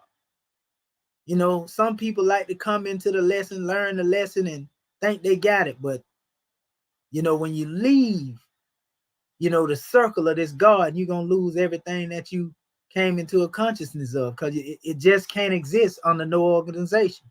So if you think you can come up here and learn and then go and take it into the MST of A, or back to the church, or wherever you go, the mosque, or wherever you go, it just ain't going to hit the same way, as it does coming from the source of where it originates from. So when you deal with this special knowledge, family, this book is the Moorish authority. When I say that, I ain't saying that from the standpoint, because we the Moorish American government and we the authority. I'm saying that based on the work that has been put in by the chairman, and also every European that's writing a book now. And for those of you who are avid readers, you know exactly what I'm talking about. When it comes to them quoting the book, in most of their footnotes, you're going to see them in there saying, Elihu Pleasant Bay said. They're going to talk about all that other stuff they done heard the Moors say, but they're going to go back to this book and say, Elihu Pleasant Bay said, in the Exhuming of a Nation, these Europeans now, that's writing on the Moors. And our chairman is not even being given, what is due to him for this great work, because other people have copied his work, stolen it, and it's a whole bunch of companies out there selling the work. But while at the same time, some of these people, I can guarantee y'all, some of the same ones that oppose us in social media. Now tell me how low down and dirty that is. They don't like the Moorish American government, but what they want to take our seals and remix them. They don't like the Moorish American government. They want to take our flag, our divine constitution, and remix them. But something wrong with us though, huh? But we ain't gonna go there. I just want to promote the book, because y'all got to have this in your library. If you're going out there buying all them other European books, thinking you're getting a good European education, you might as well come on over here and get some good Moorish education. So I just wanted to say that right there. I didn't even mean to say that right there. The angels, was driving me on with the truth at that particular time. And they said, so I said it. Yeah, I said it. And I say it again. So Islam, with that being said, and we also seen those who are, demonstrating Western Freemasonry out there also too in the media, acting as if they part and parcel of this government, but they ain't part of it. You know who you is if you watch these videos. You know who I'm talking about. Out there talking about you pushing, the Moorish paradigm, and you demonstrating the Zoom of Nation, but we ain't never heard you on our conference calls. But thanks for the free promo though. Islamism without the schism, my brother. All right. So what we're going to do at this particular time, we got a grand drawing to bring on the manifest. I want to give honors first and foremost to all of the scribes that are here and all that are participating, have participated up to this particular point. Our Moorish kin have been doing magnanimous work, and we have broke, through the ice barrier, so to speak. They always try to say, well, ice freeze, at 33 degrees, so we done broke through all of that, that has been trying to hold our people back, so to speak, right? We done broke through that as special measure. And I want to give honors to all of the work that has been brought forth. And our Grand National Secretary of the State had submitted her recent homework, and it's grand drawing, as with all of our other Moorish kin that participated, in these drawings, and we only getting greater. Like I say, this is our methodology. I want to give honors to our Asiatic brothers, in China, that presented forth one major tool to be utilized in being able to carry out this work more efficiently, because it could have been worse. We had the things that would have been necessary to still get the job done, but it just would have took a little bit longer, and it would have been a lot more strenuous. And that's why we say Allah is leading on and victory is sure. So if you want to learn the actual language of the Egyptians, which is the Medu and Kmet, you see, yeah, they use the term Medu Netta as a blanket statement certain times, you know, but the Medu and Kmet is the actual language of the Egyptians. You see, that was used not only in their communication, but also used to write a lot of the religious documents, especially that you find, you know, a lot of divine decrees and so forth and so on. So a lot of the books that have now come down to the people, we have found out that there were, such as your so-called Book of the Dead, which is really not the Book of the Dead, it's the book of coming forth by light, you see. And this is special book of coming forth have went through various different remixes, mostly being reverse engineered versions that have pictorial symbols in them, you know, which were, you know, ideographic, so to speak, and not phonetic in their original state, but these ideographic symbols were compared to the hieratic letters, you know, and most recently they even did it to all of the signs as well, but they were reverse engineered and they made you believe that these books consist solely of symbols, and we debunked all of that. All you got to do is go back and look at the various classes or sessions that we have had. We debunked that. You know, in fact, I'm gonna touch on something in a second here. You know, we just want to let our people know everything was revealed in the Medu and Kmet originally. The Medu and Kmet is older, you know, than any other written system of writing. When we say Medu and Kmet, they like to call it hieratic. We have proven that the hieratic has existed since 4500 BC. And in this particular time, in the diary of Mariri, who was an actual craftsman, so to speak, who was actually writing down the activities of when the pyramids were being built, because he was one that was working. His logs, his diaries on that were written in hieratic. They were not written in what people call hieroglyphics. You see, also the original book of Ptahhotep, we have proven that it was written in hieratic instead of pictures. You see, and these are the oldest books. They call Ptahhotep book the oldest book in the world. You see, and so these are the teachings. It's not strange that the teachings of Ptahhotep deals with the teachings of peace. You see, it's not strange that when we also did our due diligence and research, we found that most of the Islamic teachings, I'm talking about all the way down to, you know, certain modes of what we call sun salutations, we can call it Egyptian yoga. You know, some of these postures that they demonstrated in their prayers, they found mostly in the temples that are related to Ptah. Even amongst those temples of Ptah, in the relics of Ptah, we found the glyph that is utilized to express the name Allah. Now that's enough to show you where they got it from. But even on top of that, we quoting real scholarship. When you go into the teachings, you know, of the Moors, such as Ibn Khaldun himself, who kept the most of the histories, you know, being of, you know, Mauritanian birth, so to speak, a Moorish birth, even though they like to use the term Berber in reference to the brother. That was an Arab term, which is a misnomer as well. But he is the one that recorded the majority of the history that the Arab world goes on. And he is considered sound in his scholarship. Ibn Khaldun will tell you, though, that the language, and there were two express scripts that had become lost to the Arabs, yet the Quran was revealed in one of them. One of the scripts was known as Himyaritic. Himyah.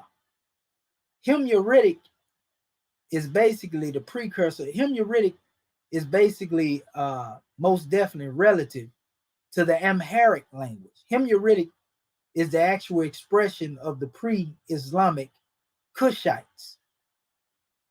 You see, so if you look at Himyaritic, if you ever seen the movie Black Panther, a lot of the symbols there, some of them you can find in the Himyaritic language, which later goes into the Tefnik script of the Moroccans, so-called, as they call themselves, are the people of the Maghreb or the West, because all of them at that time adopted that language. You know, so there's some connections there between that particular language. But also you have Mudar. And Mudar is said to be the original Arabic in which the Quran was revealed. Though you hear people talking about Egyptian Arabic now, you know, the Egyptian Arabic holds the dialect, but Mudar, according to our brother Mustafa Gadala and Ibn Khaldun, they both agree that this particular language, Mudar, is more of the essence of the Kemetic Egyptian language. So that would mean that the original Quran was revealed in Mudar, though they were burned by Uthman. He burned a lot of the copies of those original Qurans, and they came forth with their new expression, so to speak, that you have now that came down today, and they didn't even have the diacritical marks in them originally. But even in that original state, when we go back to comparing the letters, we found that this is in direct connection to the Demotic script, which derived from the hieratic script. We have shown this, we have proven this. All you have to do is go back to the lessons that we have taught. Now, those of you who have not been taught this, we already know, you're going to be in opposition.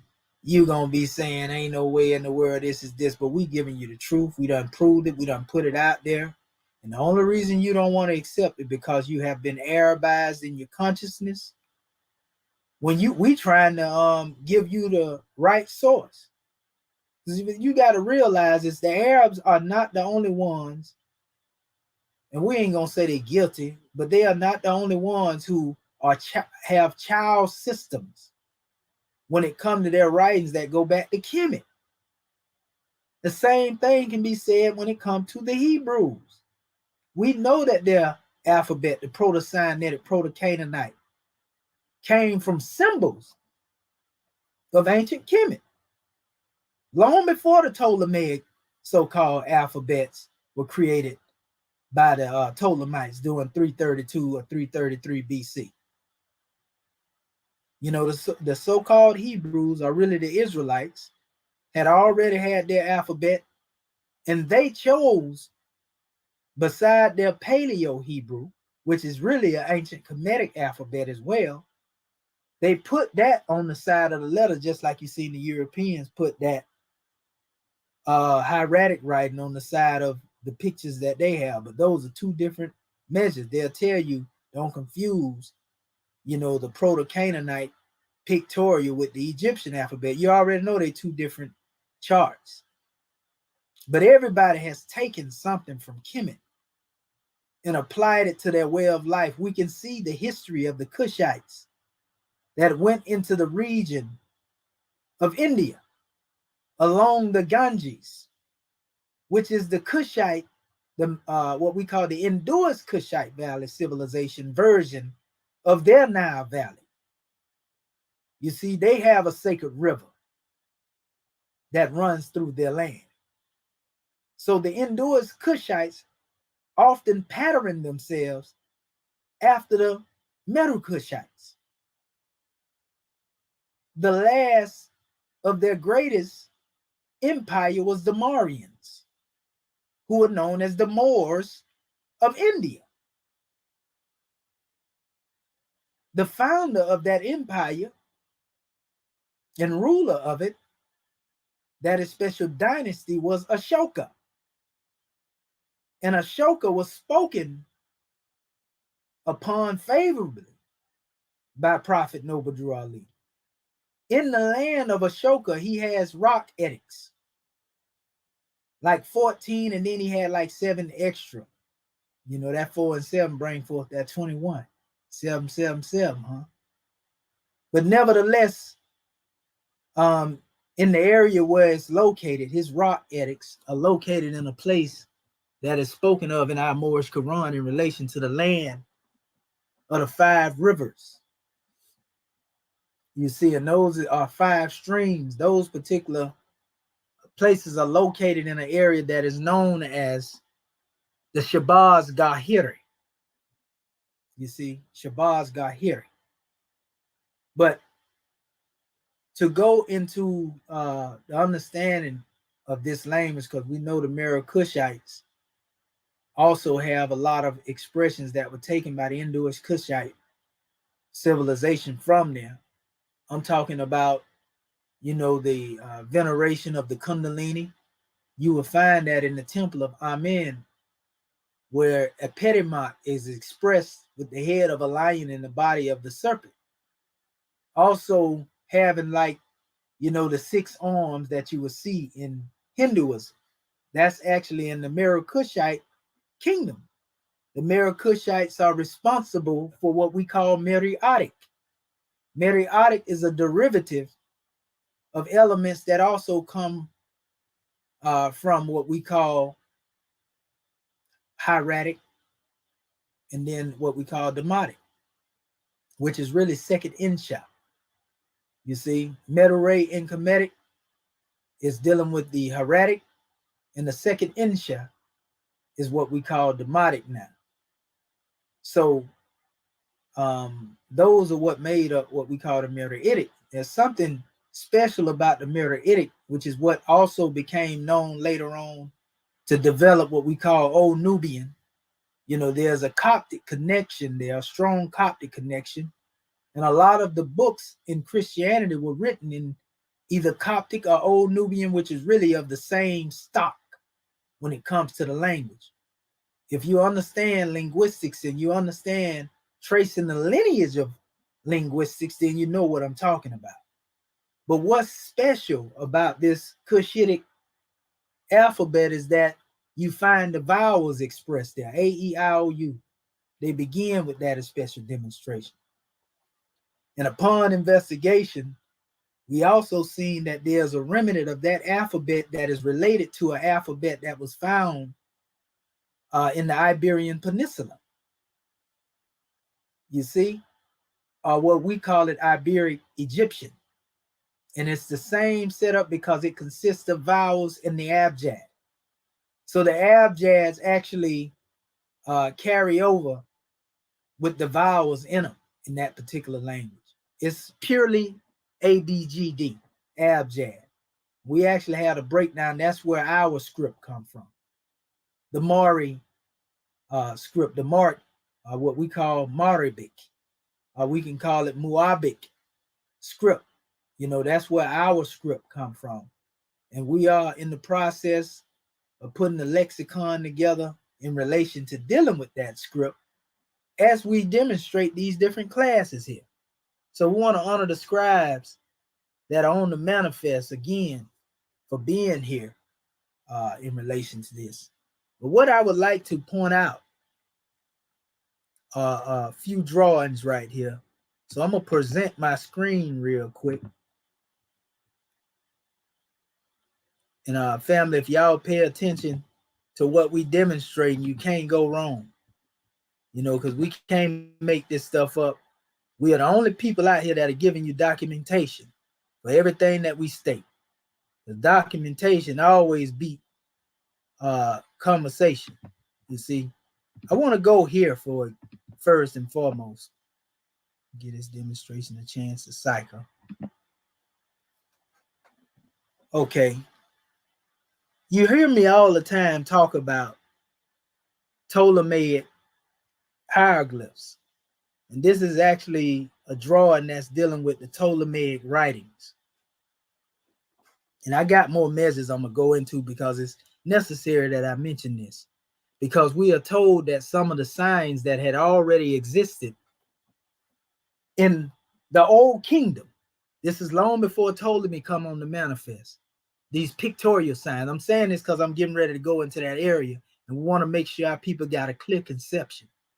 Because one of the questions that people ask is if the hieroglyphics and the system that is used in the decipherment by Champollion, is incorrect, then how is it that we have all this paper in these books and so forth and so on, and they keep forgetting? I keep telling them that these things were transliterated from hieratic, and they were reverse engineered by placing symbols in the place where the hieratic should have been. We showed you where Champollion originated his alphabet, where he was trying to guess on which symbol he would put in there. We did videos on all of that, so it shouldn't be hard. Like I was having a conversation with a brother the other day, and he finally got it. Because I was telling him, I was like, brother, I say, you have to understand that we're not saying the Europeans originated the original symbols in the old kingdom. That's insane to think that one is demonstrating, because that's how one would demonstrate a straw man argument to try to combat what it is that I'm saying. They will have you believe that I'm saying that the Europeans created those pictures that are in the old kingdom.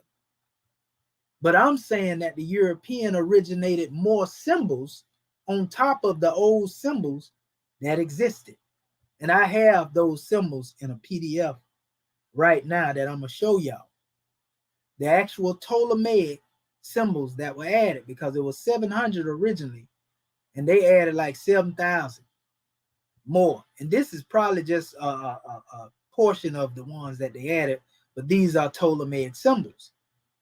But the key is, if the symbols that were used by the Ptolemies were created during their time, and we know they were, because when Champollion so-called deciphered the Rosetta Stone, Ptolemy's name was in that stone.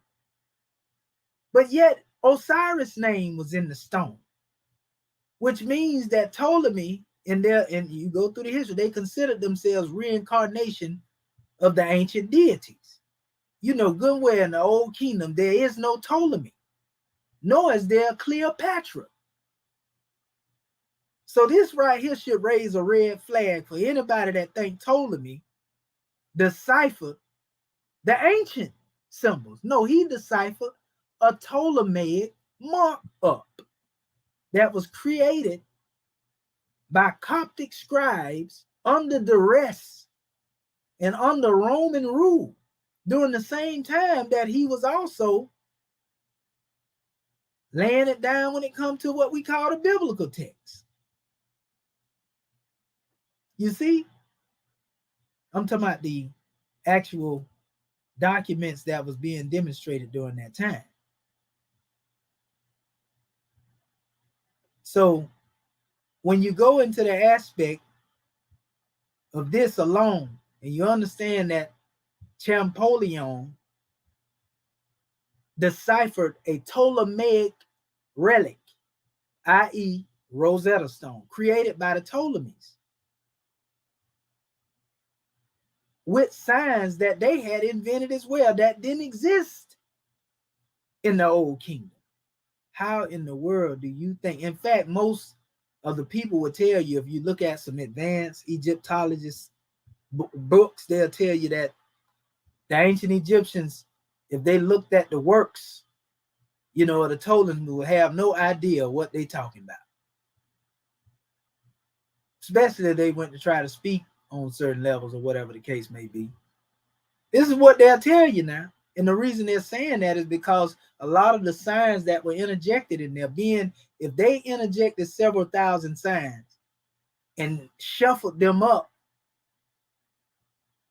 you know, it's going to be a problem. That's like getting 7,000 Uno cards and shuffling up a regular deck of playing cards in them. It's going to take you some time to get to the nitty gritty, to pull them other cards up out of there. Shuffling 7,000 cards. You see, that's just the example I'm giving. Or imagine, you know, if you placed a whole bunch of diamonds, you know, in the midst of a bunch of Cuban zirconia, some lab diamond. You ain't got no diamond tester now, but you got 7,000 Cuban zirconia, and you got 700 diamonds. No, we're gonna say morsanites, because morsanites, they shine brilliant like diamonds, but yet and still, we know they're not a natural diamond, or a lab diamond too. Either one of them. You know, you put 7,000 of them in the midst. What type of problem you think you gonna have? It'll be forever. If you one person trying to sift through all those things and test them to see which one is real. You see? And this is the same problem that we have when it comes to the symbols that have been added later. We even got temples on where they was practicing and writing their little new symbols. I know I had it. I never went and put all of that out there in the slides, but I touched on it before. I showed you whole monuments and everything. And surprisingly, even when you go into the temple of Edfu, temples of the obelisks of Pele, the Ptolemies have struck again. So when you look at these things, you have to take them with a grain of salt. Yeah, it may be a little truth mixed in there. The only truth is the fact that they really have hieratic that was deciphered by those who had a Coptic background, and they compared the words of Coptic, because really that's what the European Egyptology, all of their words are really Coptic based. You see? And it was not they who deciphered. It was the Coptics that were under duress. Even during the time of E.A.R.S. Budge, he had the Coptics there. Your last priests that were mentioned were people like Horapollo, you know, in the most modern times, you know. And so Horapollo demonstrated those symbols in a symbolic way. Horapollo demonstrated them in a metaphysical way. And this is the path that Mustafa Gadala took. You know, a lot of his teaching come from it. All this took place prior to the 19th century. Every other scholar before that has always, the basic foundation with everybody that was dealing with Egypt was that those pictures were symbolic. They were not alphabets. They were not phonetic. Right? So basically, again, if Champollion deciphered what he deciphered from the Rosetta Stone and the Pele obelisk, he used these things. He was not deciphering the sounds and symbols of the old kingdom. And that's where the problem comes in at. Now, to those who are not knowledgeable and those who don't know no better and see these people up here, you know, working with these Ptolemaic hieroglyphs and their system of decipherment, they think that we crazy when we tell them this because they don't know no better. They don't know the difference between old kingdom glyphs and the modern version that came forth during the 33rd dynasty, i.e. 33rd degree, the time of 360 BC, when the last living priest of ancient Kmet had basically, their time had basically ran out. So 360 degrees have been replaced basically with 33. And you know that ain't nothing but a piece of the pie. Or did I say half of the truth? Or did I say truth and falsehood strangely mixed? So we done broke that ice. We're going to get you out of that 33rd dynasty thought pattern. Or did I say 33rd degree? And even then, you're just imitating a Muslim. You ain't got no true knowledge of being no Muslim, even though you got it wrote on your feds. But anyway, stop it. So anyway, it says Ptolemaic writing, its nature and the method of approach to its decipherment. If it's Ptolemaic writing, then that means it belonged to Ptolemy. Don't mean he didn't steal no signs and add to it and plagiarize, as y'all like to call it. But it says Ptolemaic writing. By Ptolemaic writing, we are accustomed to refer to the system of hieroglyphic writing employed in the temples of the Greco-Roman period. Did you hear what they just said? When is the Greco-Roman period? Is the Greco-Roman period in the old kingdom of Egypt or in the kingdom of the Latter-day Saints? I mean, the present-day kingdom. So it says, it is important, however, to bear certain points in mind. I'm going to say that again for the ones that can't hear. For the ones they say back in the room or hiding somewhere. Ptolemaic writing. By Ptolemaic writing, we are accustomed to refer to the system. And you know that's the way by which one is operating according to a system. The system of hieroglyphic writing employed in the temples of the Greco-Roman period. It is important, however, to bear certain points in mind. 8. The language of these inscriptions is largely a dead one. What? Didn't our brother Mustafa Gadala warn you about this? It is not a spoken language of the time, but it's something traditional and in the nature of a priestly revival. So they saying they still reviving it. They saying that it ain't spoken or the spoken language of the time. I wonder why. Who replaced it? Who told them not to speak it no more? The same people that's calling it Ptolemaic writing. Well, their ancestors at least. Yeah, they were Hyksos, Hyksos. And we need to know too that when we use that term Hyksos or Hyksos, that this is a term that applied to every people that was really considered a foreign people. But in essence, there was one particular group of foreign people who came down in pilgrimage and pillaged, ancient Kmet. And these are the ones who picked up the name, just so happen, that relate to Hyksos as it relates to Caucasus or Caucasus. Hyksos, nomads that came from mountainous regions in what we call today Lower Kemet, Lower Egypt. It came from the low, and then they made their way into Upper Kingdom. And if you want to make that symbolic to the mind, coming from the low, coming up into the high, to mentally enslave. Oh, they were physically enslaving, killing people up and everything. They usurped the throne. Goodness gracious. They even had a dynasty there where they was worshiping Sobek, the crocodile, the enemy of Ra. The ancient Kemites didn't venerate no crocodile. All that stuff comes from Ptolemy them.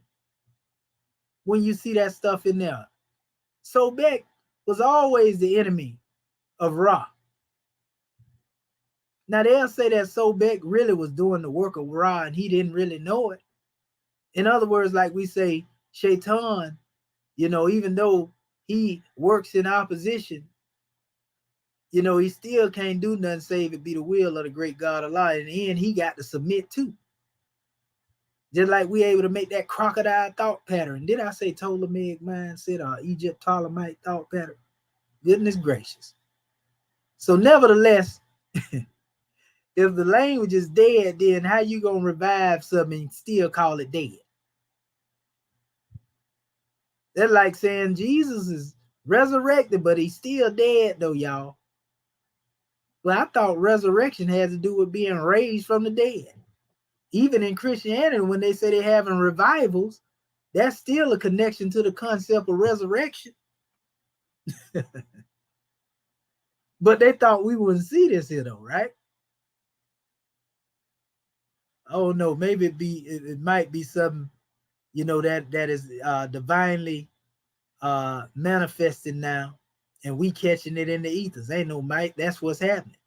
So it says, B, as a system of writing, it is essentially a temple writing, something monumental. It does not find its way into contemporary hieratic texts, except a few passages in papyrus. We know that's a lie because we got all the hieratic papyrus that's out there, right? But they got it right when they said it's a system that is basically based on monumental things. It ain't writing like they calling it. They really talking about the inscriptions that's on stone. But if this is the case, that means that it ain't in papyri. But we find hieratic papyri in abundance. I got it. We done showed it to our Moors a whole bunch of times. We ain't went in it yet. We got up plenty of it. We just showed you that the hieratic or the middle rate in Kmet goes all the way back to a more ancient time. But this is what happens when you don't know no better. See, when you go to read things, you go to taking things at face value, and you'll argue with me based upon what's being read. But if you got a goodly knowledge of your history, then you got the courage enough to put the pen in your hand, like Prophet Noble Drew Ali directed the Moors, and write your own history. Something that a lot of our family, you know, has failed to do, unfortunately. We got you though, family. We got you. Not even in those of religious nature, it is only present to a very limited extent in the hieroglyphic stele of the times, and is found in its full norm and most typical form only on walls of temples. So if that's the case, what are you doing with a physical Egyptian book of the dead?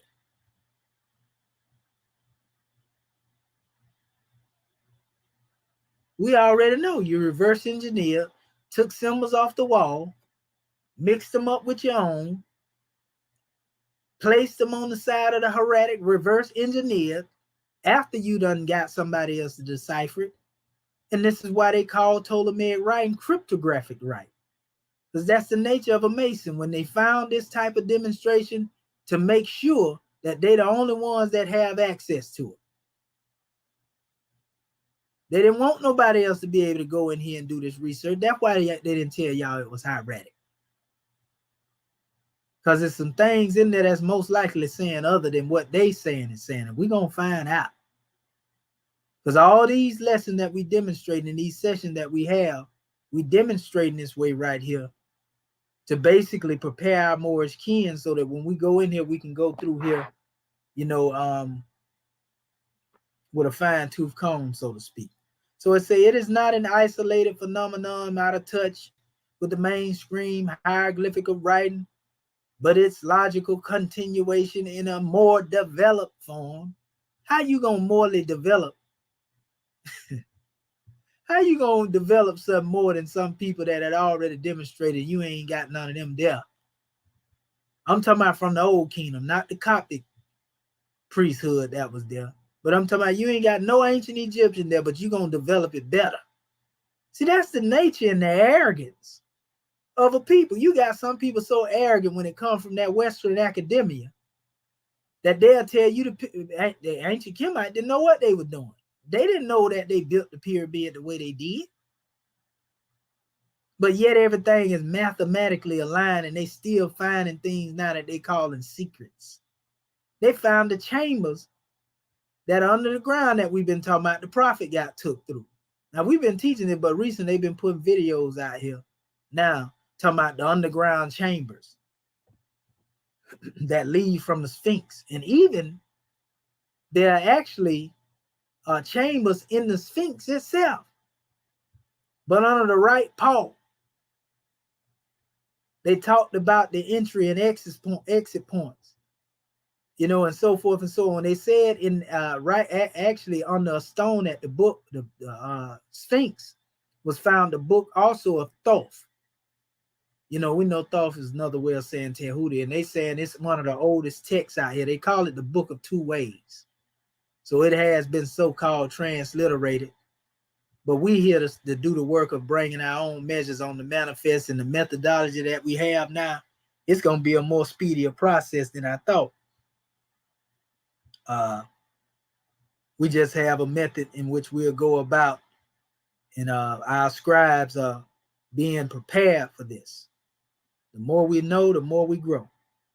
So again, it says, not an isolated phenomenon out of touch with the mainstream of hieroglyphic writing, but it is the logical continuation in a more developed form of manner of writing that tended to become increasingly common throughout the late period.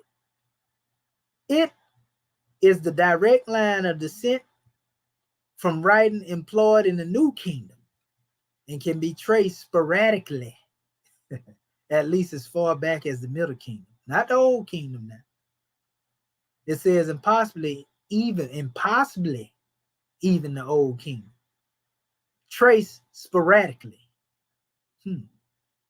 There are good indications that its roots lie in the early stages of Egyptian language. Good indications now that is roots. So they let you know it's some guesswork. It is something, therefore, that has always existed in Egyptian, although perhaps it adopts a more extreme form in Ptolemaic. They're talking about all them other symbols they done added on to it. And they tell you in certain aspects in the other document I got in reference to Ptolemaic hieroglyphs that the Ptolemaic system actually make it more complicated. It's because they created their own system. The system of writing and grammar employed in the Ptolemaic temples is uniform in general, but every temple has its peculiarities in writing, in the forms of signs and grammar, in the content of its text. So they're trying to say every particular temple is going to be different, y'all. You know, they got their own originality. When you look at Arabic that relate to the Quran, any copy that's expressed on that, most likely going to go back to that. Same thing with the Tanakh or the Torah. You know, so why you got to have so many different ways or system to deal with certain things based upon the monuments that you find? Oh, because some of them signs you got in your little Ptolemaic hieroglyphs don't exist there. That's why you got a lot of Egyptologists that criticize a lot of the works too, because they confused about it. You see, it says there appear to be in some indication the development of the system as time goes on, particularly in the signs and manner of writing. But this is an aspect that as yet has not been the subject of detailed study and examination, and hence this observation is only provisional and is dealable to correction or modification. They saying ain't nobody seen this right here been demonstrated in detailed study when it comes to Egyptology in these areas. We have. That's why we correcting them right now. It says the text of the Temple of Edfu afford the best starting point for any study of Ptolemaic writing. They're letting you know that Ptolemy struck again in the Temple of Edfu. So when you look at the text, they like to call the text in Edfu, guess what? Ptolemy was there too. For any study of Ptolemaic writing, partly because the temple was built in a relatively short space of time, and hence forms of homogeneous unit to a greater extent than any other late temple, partly because its texts present to us Ptolemaic writing at its earliest and best, partly because the temple and its inscriptions are the product of the almost undivided attention of the best scribes and craftsmen of the time.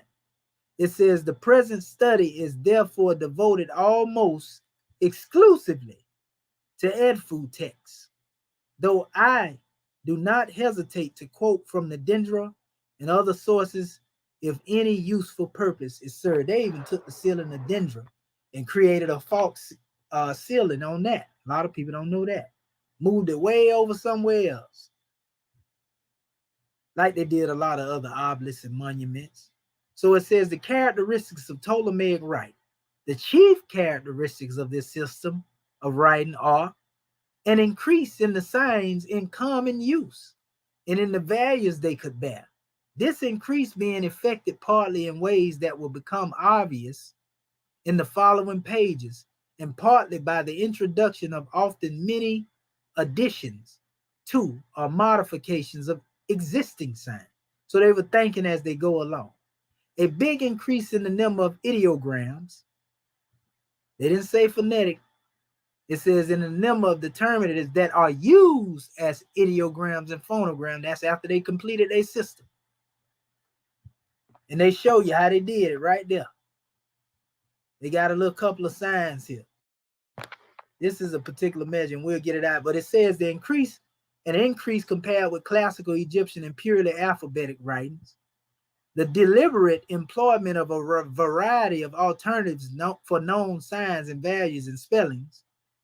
The deliberate revival of archaistic spellings and old values and construction using. A certain attempt, certainly based on real knowledge, to indicate phonetic changes in the current pronunciation. So all this stuff right here, we ain't got to go into it. They talking about Ptolemaic writing. This is a whole document. Like I told you, I thought I was doing so. I thought I had coined the phrase, and come to find out, oh, it's a real thing, and it's a bunch of literature out there on it. So let us show you some of them signs. These are all Ptolemaic hieroglyphs right here. May not be all 7,000 of them, but it's a whole bunch of them. This ain't what I'm just making up. You see this right here? Let me blow that up a little bit. Title preliminary draft of the Ptolemaic Repertory, man and his occupation. Now they're going into a lot of the signs that were adopted. They said here too, this document is the first draft of the 7,000 plus characters that compromise. Oh my goodness, they said it compromised the set of the Egyptian hieroglyphs used during the Ptolemaic era. Right here in the document now, they're saying it compromised. Goodness gracious. That's bad when somebody kill you and tell you they did it. Yeah, I did it. Goodness gracious, they're going to admit to the crime. On the scene of the crime, too. God almighty no. They bold as ever. Cool. Okay, so let us go over here. Okay, so they go into the measure of showing the sections in here. They're telling you what they're showing you, the Egyptian characters. But in here, a lot of these signs have been accepted and called determinatives. And if you ever seen those areas where they couldn't really make something out and make it into something that related to what they is, that's why you see all these little shady areas over here, because you often see that in some of the paper they have. And sometimes they actually substitute and create their own words. And so these are signs that have been called Gardenia signs, but Gardenia received a lot of these signs again from the teachings of Champollion, and a few more of them, they were working together in their own way. Thomas Young, he was one that actually was closer to the teaching. And a lot of people don't know, your guy Champollion, low key, was actually taking some of the works of Horapollo. Horapollo spoke on certain things metaphysically. And even though they like to claim that Champollion wrote them as a sentence with the alphabet, well, how was it that Horapollo, Egyptian priest, was able to state these things out? It's because Champollion incorporated the knowledge of the teachings of Horapollo to a certain degree in his so-called decipherment and interpretation. He just didn't want to give Horapollo all the credit because he know Horapollo would tell you these symbols represent pure symbolic action. For example, let's just demonstrate real quick the thesis. Now, they would tell you that this is probably a man that's demonstrating a particular action according to, and we're going to get into that in a few minutes, according to Gardenia sign. We're going to show you what they say about him. But I don't need what Gardenia say, in order to look at these signs and see what it is that's going on here. I can recognize, meditation postures. I can see mudras being demonstrated. I can see different types of activity up here.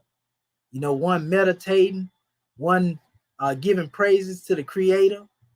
Again, one demonstrating different mudras, which a lot of this stuff is where they get their signs and symbols to be able to scratch and dig in Western Freemasonry. A lot of that stuff comes from right here. You see that there? Look at that. These are all postures here. You ever seen somebody amazing like to touch their mouth and their nose? That's what the chairman talked about when he say scratching and digging, talking about I see and I know. That's what they say they're saying, right? Uh-oh, he giving up the secrets. I ain't initiated, so I can say what I want to say. And even if I was in that demonstration, I wouldn't be scared to say it the way I'm built anyway. What's a Mason to an adept? So anyway, looking at all these measures here, these are just different acts of common activity. Now, if you look at them and you contemplate enough, like Noble Drew Ali taught the Moors in the Moorish Holy Quran, and contemplate your own frame, and I'm pretty sure you can metaphysically come up with many demonstrations here. But my main drawing is to show you that a lot of these symbols were mixed in with some of the original symbols. That's just a few of them now, right? But then they actually tell you, and they got the numbers on the side of them. This is dealing with a lot of these measures coming from Alan Gardenia's works. We're going to go into the Unicode in relation to them in a little bit and show our family, the hieratic. That's what we want to get into. Look at all of these different so-called glyphs. And all these things here are referred to as Ptolemaic. Here's another section here. Now, good and well, that's a Yagit pose right there. That 13,463 right there. That's definitely yoga. A lot of symbolism going on. We can see one getting stabbed right there. We see one with a bow. I mean, it's just all over the place. And what it is, people are intrigued by these symbols, the way they have been expressed on the temples of our ancestors. But that still don't change the fact that Ptolemy originated his own little symbols here as well. But our people don't know the difference. Even the ones out here talking about they teaching Kmet, they don't know what's Ptolemaic from what's Old Kingdom. They're just going off the system that Ptolemy gave them. You see, these are the cryptographic glyphs, like I say. And behind closed doors, Masons will go to these particular glyphs that relate to their signs and symbols and say that this is what this really means. That's what that come from. You see, but they keep that secret because they don't want you to know that's where they got it from. You see? So anyway, look at all these symbols that were originated now. And this is why also, if you look at the symbols that are here from the Ptolemaic period, a lot of these particular symbols that were created, notice the perfection in their expression, so to speak. Now you look at our ancestors, it's a perfect drawing too, but the more perfected that you see them inscribed on certain temples, the more weary you have to be, because that's actually most likely a Ptolemaic temple. The ones that still look sharply refined. you know, and look real good. Most of the old kingdom temples, they have been broken, pillaged, mutilated, chipped up and everything. And the only reason they were chipping them up so they can remud them and put a Eurocentric face up there. You see? Look at this here. The ancestors in Kemet, they didn't look at no pig as no sacred animal. This one over here got the swine by the tail, using it for a leash to walk the pig. Goodness gracious, it ain't strange because you know I got the pictures where Heru is standing on a boat selling, and he is steering the pig, and he call it murking. He murking. The young generation call murking. We gonna murk somebody. Well, Heru was murking the pig. Heru is standing there right there. They got a Heru depiction of this, but that's their little Ptolemaic expression right there on the crocodile. See what he's doing? He's getting rid of that crocodile thought pattern, so to speak, right? But I'm just showing you these are depictions that also became remixed in the medieval times where they showed a European, you know, going to a dragon with a scimitar. Reinventing, and they didn't reinvent the wheel because they can't do that. See the hippopotamus? They got at it. I mean, there's a lot of science, family. But yet and still, there are hieratic connections that they actually use to reverse engineer a lot of these things. And that's what we want to get into. And they got a couple of more over here they showing. They telling you what they are. You know, they giving you the different names for a lot of them. Look at that. It just goes on and on and on and on and on and on. Yeah, Ptolemaic hieroglyphs. So when you think you out there talking about you deciphering some Medu Netta and Champollion decipher Medu Netta, you looking crazy when you know what we know. How a European or any foreigner gonna come in and not be divine and decipher something divine anyway? I'll wait. Houseway. Goodness gracious. So yeah, this is what we're talking about, family. And I'll just give this example right here because I want to go to that other area with our family. And we got an open session after I get done with this. Here's some things I'm going to touch on, you know, and the Moorish kin will be going through it right here with me. So this is from the book of Horapollo, whom our brother Mustafa Gadala draw from. And our family, the scribes, are familiar with this because we have done work based upon these works here. You know, but if you go and look at the Egyptian hieroglyphic metaphysical language, you know, of Mustafa Gadala, he have a lot of these breakdowns in here. So Horapollo didn't see these expressions as alphabets. He seen them as people, places, and things. As all of those Cherimon, you know, all these ones seen these things as living expressions, basically. Forms of creation. Right? So he states that to denote the eternity, they depict the sun and the moon, right? So he giving you an interpretation on how the Egyptians depict eternity. You know, this is the Egyptian priest, high priest now. I add that basically, that you know, Horapollo. It says to denote eternity, they depict the sun and the moon because their elements are eternal.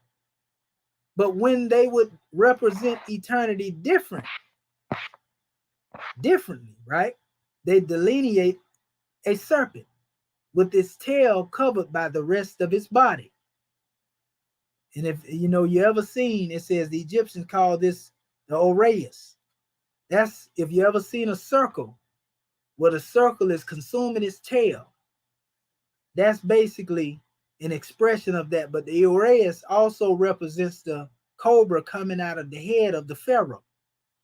So in other words, this would represent the eternal wisdom of the divinity of the God self. You see, we ain't need no alphabet to say that. In fact, that supersedes the alphabet by many times, because we can really go on with it. But we just want to make it plain, right? We showing you how they tried to put the symbols in a box, i.e., cover up something, hide the truth from you. Praise be to Allah for Prophet Noble Drew Ali, the Egyptian adept master that taught the Moorish American Muslim and teaching them from the plane of soul right now. So it says, which in Greek language signifies the basilics. It says, and they place golden figures of it around the gods. You ever seen the temples and they always got the serpents, around them in a particular monumental way of expression? That's what it's talking about. It says the Egyptians say that eternity is represented by this animal because of the three existing species of serpents. The others are mortal, but this alone is immortal, and because it destroys any other animal by merely breathing upon it without biting, and hence alone, inasmuch as it appears to have power over life and death, they place it upon the head of gods. Venom can be harmful or beneficial to one, And so, these are some of the ways that was demonstrated. They go a little further into it, talking about how the serpent, would represent the universe. They delineate, the serpent in its expression. It says, be speckled with variegated scales devouring its own tail. Going back to what I was saying earlier about the scales, and it says intimating the stars in the universe, the animal is also extremely heavy, as in the earth, and extremely slippery, like the water. And every year it puts off its old age with its skin, as the universe, the annual period, affects and corresponding change becomes renovated. So they're saying like the serpent shedding its skin, that's how the universe renews itself in each cycle. It says, and the making and the use of his own body for food implies that all things whatsoever that are generated by divine providence in the world undergo a corruption into it again. So they got a whole bunch of breakdowns on it. Or Apollo was, man, he was something else. And this is a whole book on his works. There was even another book here based off of the works of Apollo called A Comparison of the Egyptian Symbols with Those of the Hebrew. And they actually are comparing a lot of the Hebrew alphabets, with a lot of the symbols of Apollo. So it's a good read as well. We just mentioned that just to mention it. You see? So everything we say, we ain't gonna pull your leg.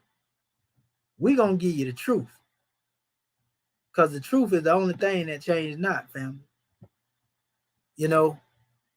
I tell you what, though, when we go into the history of everything that is here, and we look at what has been given to us, and we understand, exactly what it is that has been brought to us, can't nobody fool us. Y'all seen the symbol of the serpent consuming its tail, and the scimitar and the star being in the center, as what they call the Almighty Padme Hum.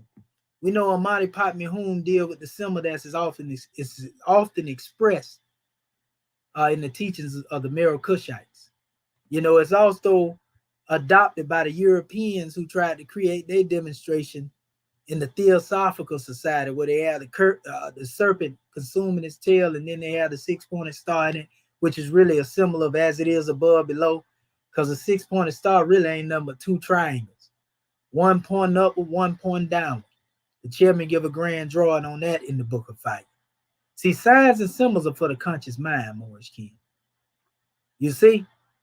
So what I wanted to do before I go any further into this express measure, I want to call on the scribes and see what it is that they have to say about what we have demonstrated thus far. And we're going to go further into these signs that we was just demonstrating on and how to navigate through them. So Islam, scribes, what have you to say in relation to dealing with this grand measure? Islam, Brother Marvin Edwards Bay. gratitude. Yes, Dr. Marvin Edwards Bay out of the Texas Consulate. Praise and honor have been given. Man, I tell you, you know, you knocked the ball out the park today. I mean, you know, that you didn't leave a stone unturned, so to speak, like unto the prophet. You know, I mean, you showed everyone exactly what happened.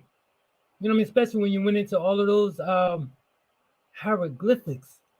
I mean, if you just looking at the hieroglyphics, you can see how cynical some of them are.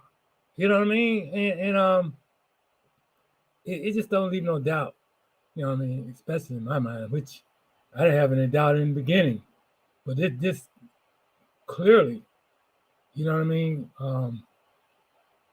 You know, it just shows, you know, in documentation exactly what they did. I mean, like, it just showed the mind of these people, you know, that our people hold up as their gods, you know. But, you know, you can see with all of that they did, not knowing anything other, you couldn't help but accept it because it's so, I say, believable. I mean, that's how that mirage is. It's so believable. But, you know, but as you know what I mean, break it down, you know what I mean, take all the signs and symbols and you know, show exactly what it is. You know what I mean? Then we can, you know, truly understand what has happened to us as a people. I mean, to me, that would give us, you know, that would encourage us or give us more incentive to get to know who we truly are. I mean, get to know what the prophet really, really brought.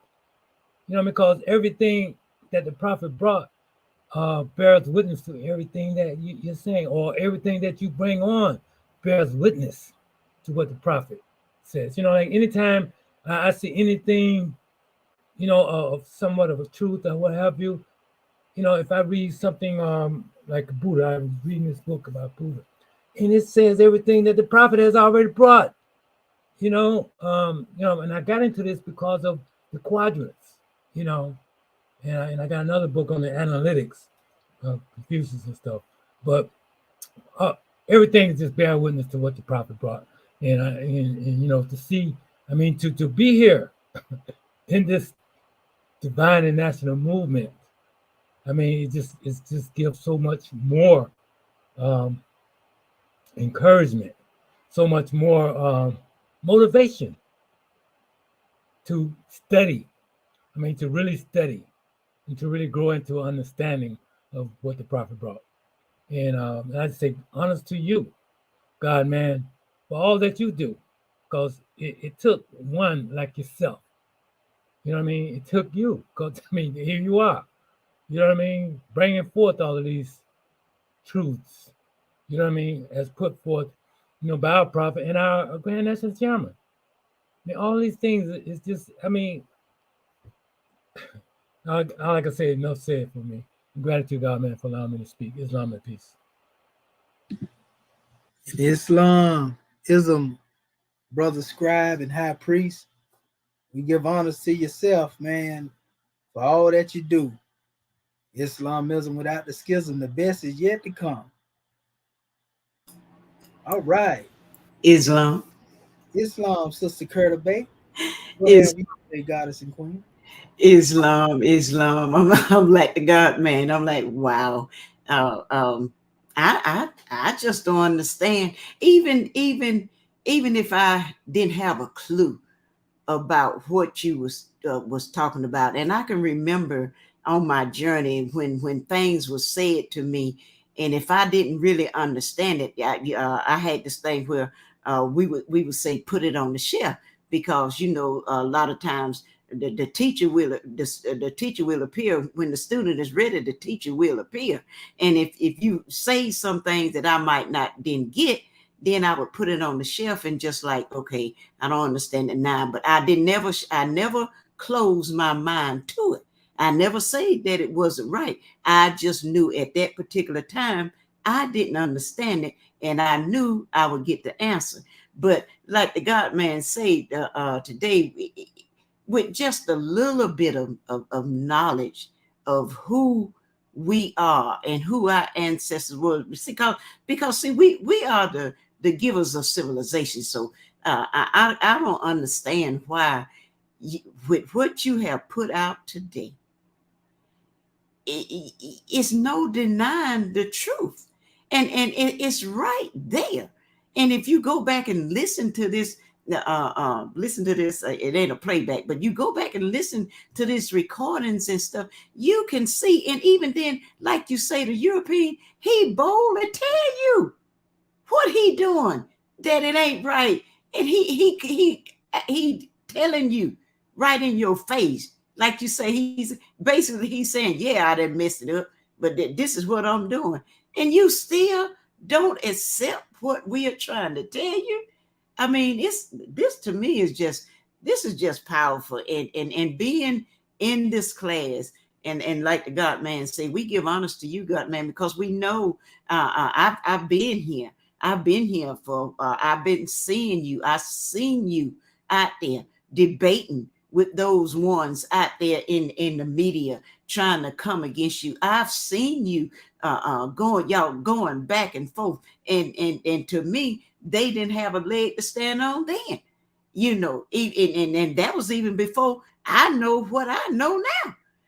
And I don't claim to know all of that, but I'm further along than when I first started listening to you doing those debates than I was back then. I'm further along now than I was back then, and I understand what you're saying. So I'm just saying, family, to those of you out there in the media who's listening to us, I just encourage you, don't close your mind.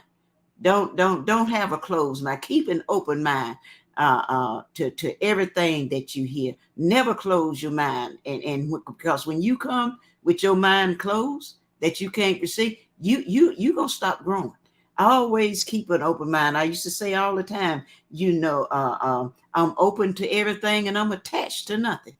Meaning, just because I know it now, I know it might be something different that I'm gonna learn. And like I said, I just encourage our Moorish kin who's out there listening, man. I tell you, you just can't deny all this information we're putting out here before you.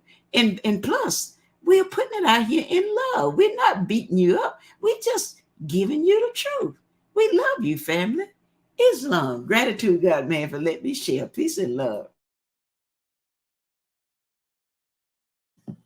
In Islam, and gratitude for that measure, God, woman, and high priestess and scribe, we give honors to you for all that you do. Yeah, if they don't get it now, they ain't gonna get it. But we gotta use that hammer of repetition, because that's what we here for in the 42 paths of Moorish wisdom, Islam. All right. Islam. Islam Grand National Secretary of State. Islam. Having already given praise and honor where due, and also again giving much honor to our panel, to you, Dr. Shahid, and also to our Moorish kin, Facebook and YouTube.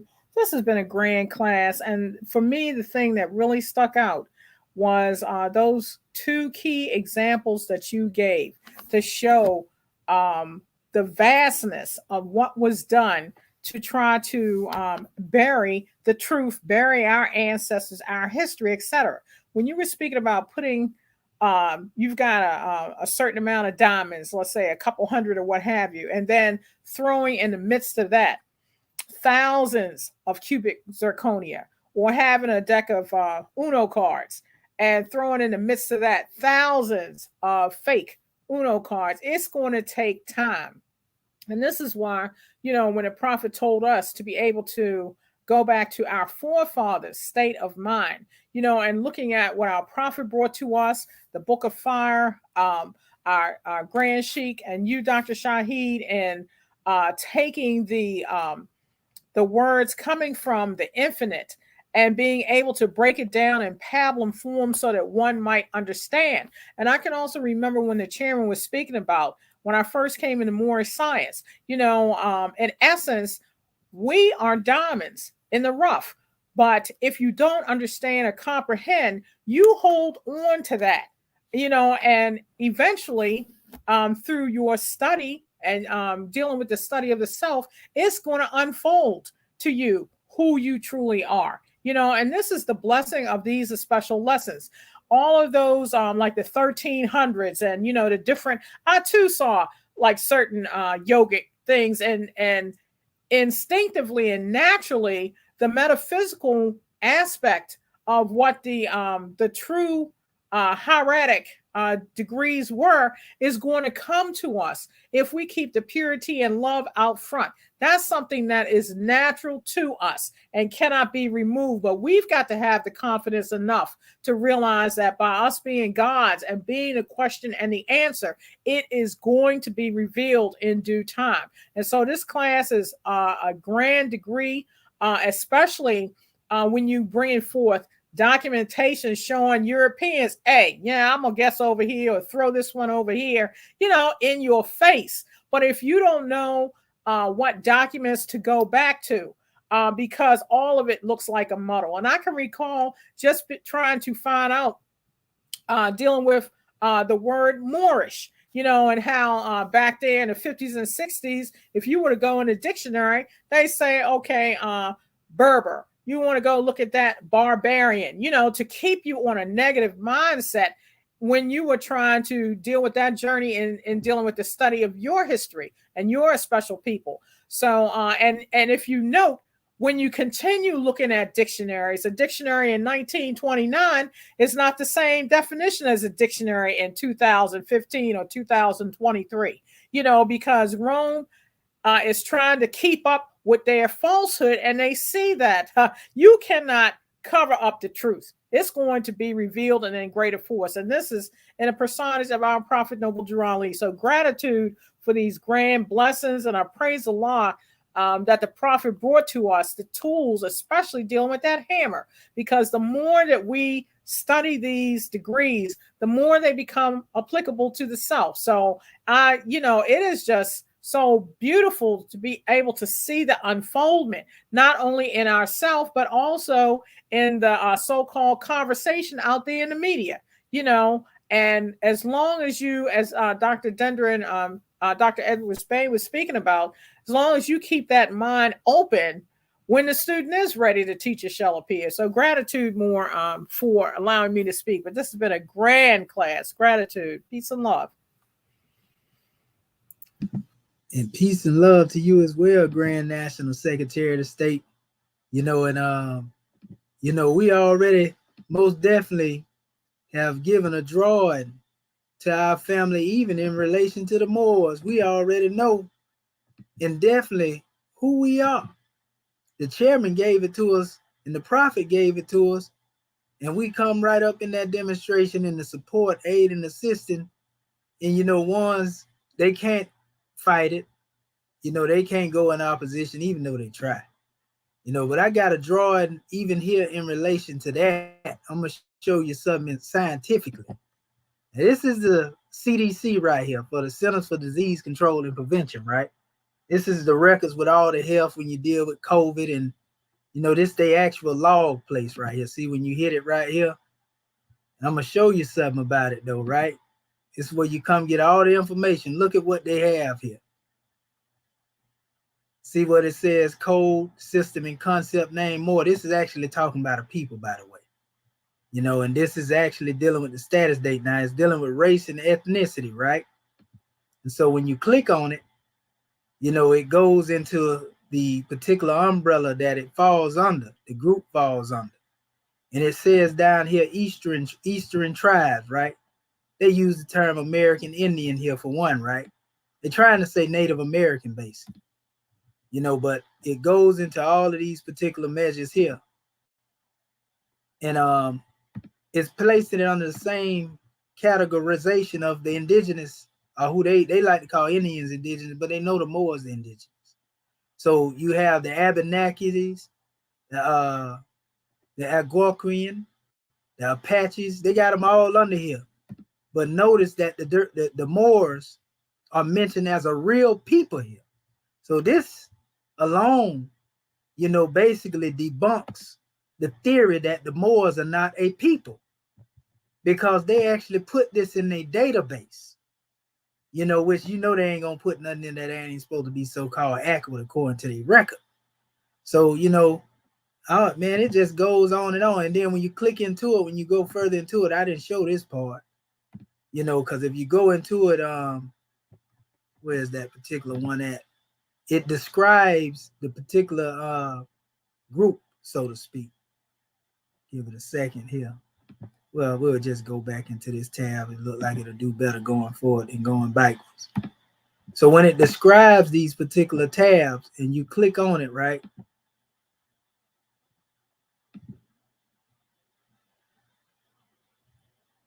Give it a chance to load up. All right, there we go, right there. You see it goes back to this particular area here. American Indian demonstration. And it just shows all of the different tribes. But if you go into certain areas in here, it actually mentioned our people, but they mention them under the Negro, the black, and the colored name. Here it go right here. See the Abenaki, and they get the details of the Abenaki, and then they go into it here.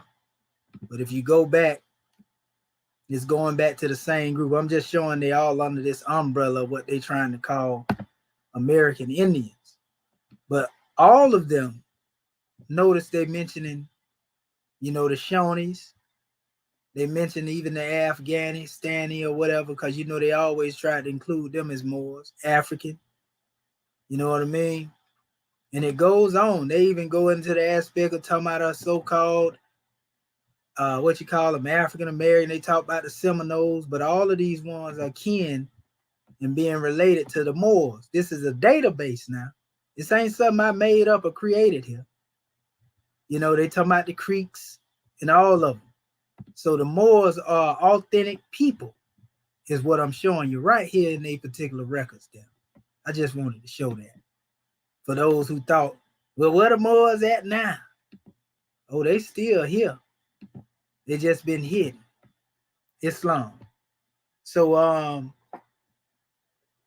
now, at this particular time, I think our brother Bati Bey may want to come forth and give a drawing. Islam. Scribe. Islam. I'm gratitude for the opportunity. And one thing I would say is if we look back at the civilization and even the technology and how greater it was than it is today, and the information that you unfolded, that if they really knew what they were talking about in the hieroglyphs, then we would be far better advanced in technology and ability to utilize the mind. They wouldn't have most of the information under classified documents that the CIA has they just released this stuff actually on the fact that how your mind works and the thought process and being able to heal yourself, and how important the numbers was to even healing your body. And you wonder why their rulership is only limited to a system that they created. And in creating that system, without the system, their knowledge fails. So as long as they keep everything in the confines of that system that they got, that's the only existence that it has. Anything outside of that, when one transcends the thought of what we think reality is, then we know that they cannot function past that point. and this system is already showing it's dilapidated. So that information that they're admitting to falsifying only shows, besides even showing them admitting it, is just look at how all societies are today. There hasn't been no growth. It actually been a regression back to even that of the, I would say, Neanderthal, so to speak, when we're dealing with what civilization truly is. So that was a grand measure that you brought forth with the with them showing or telling. You know what I'm saying? And all you got to do is really read and research, and you're going to see that this system is all about what you don't know and the limitations that they can put on your mind. If I can box your mind, then you'll never rise past the point of what you're being fed with. And so and Chairman says something about that in the beginning of his book. They control the knowledge that you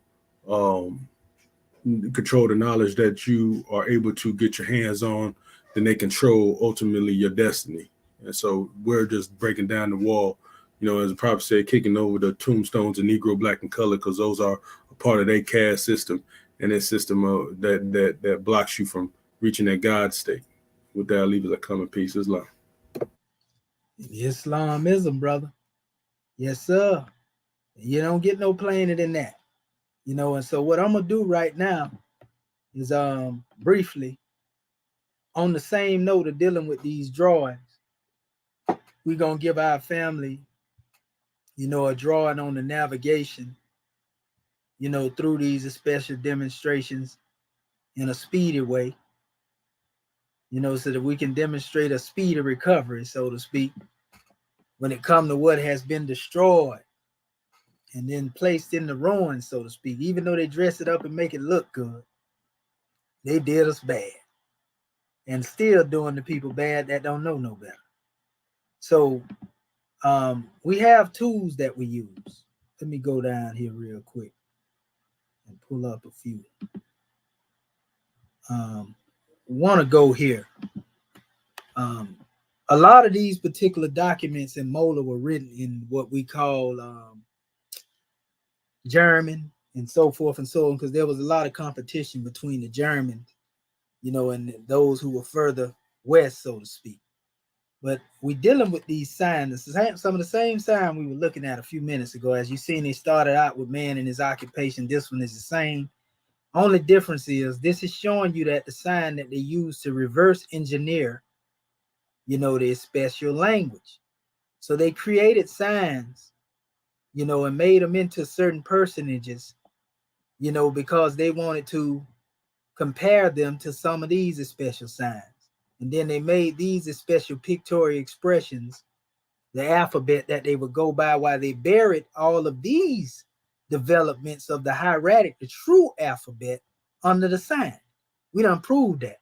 Now, these are different papyri in different eras and places that they mention. Sometimes they mention a place like, we know this is Saqqara or Saqqara.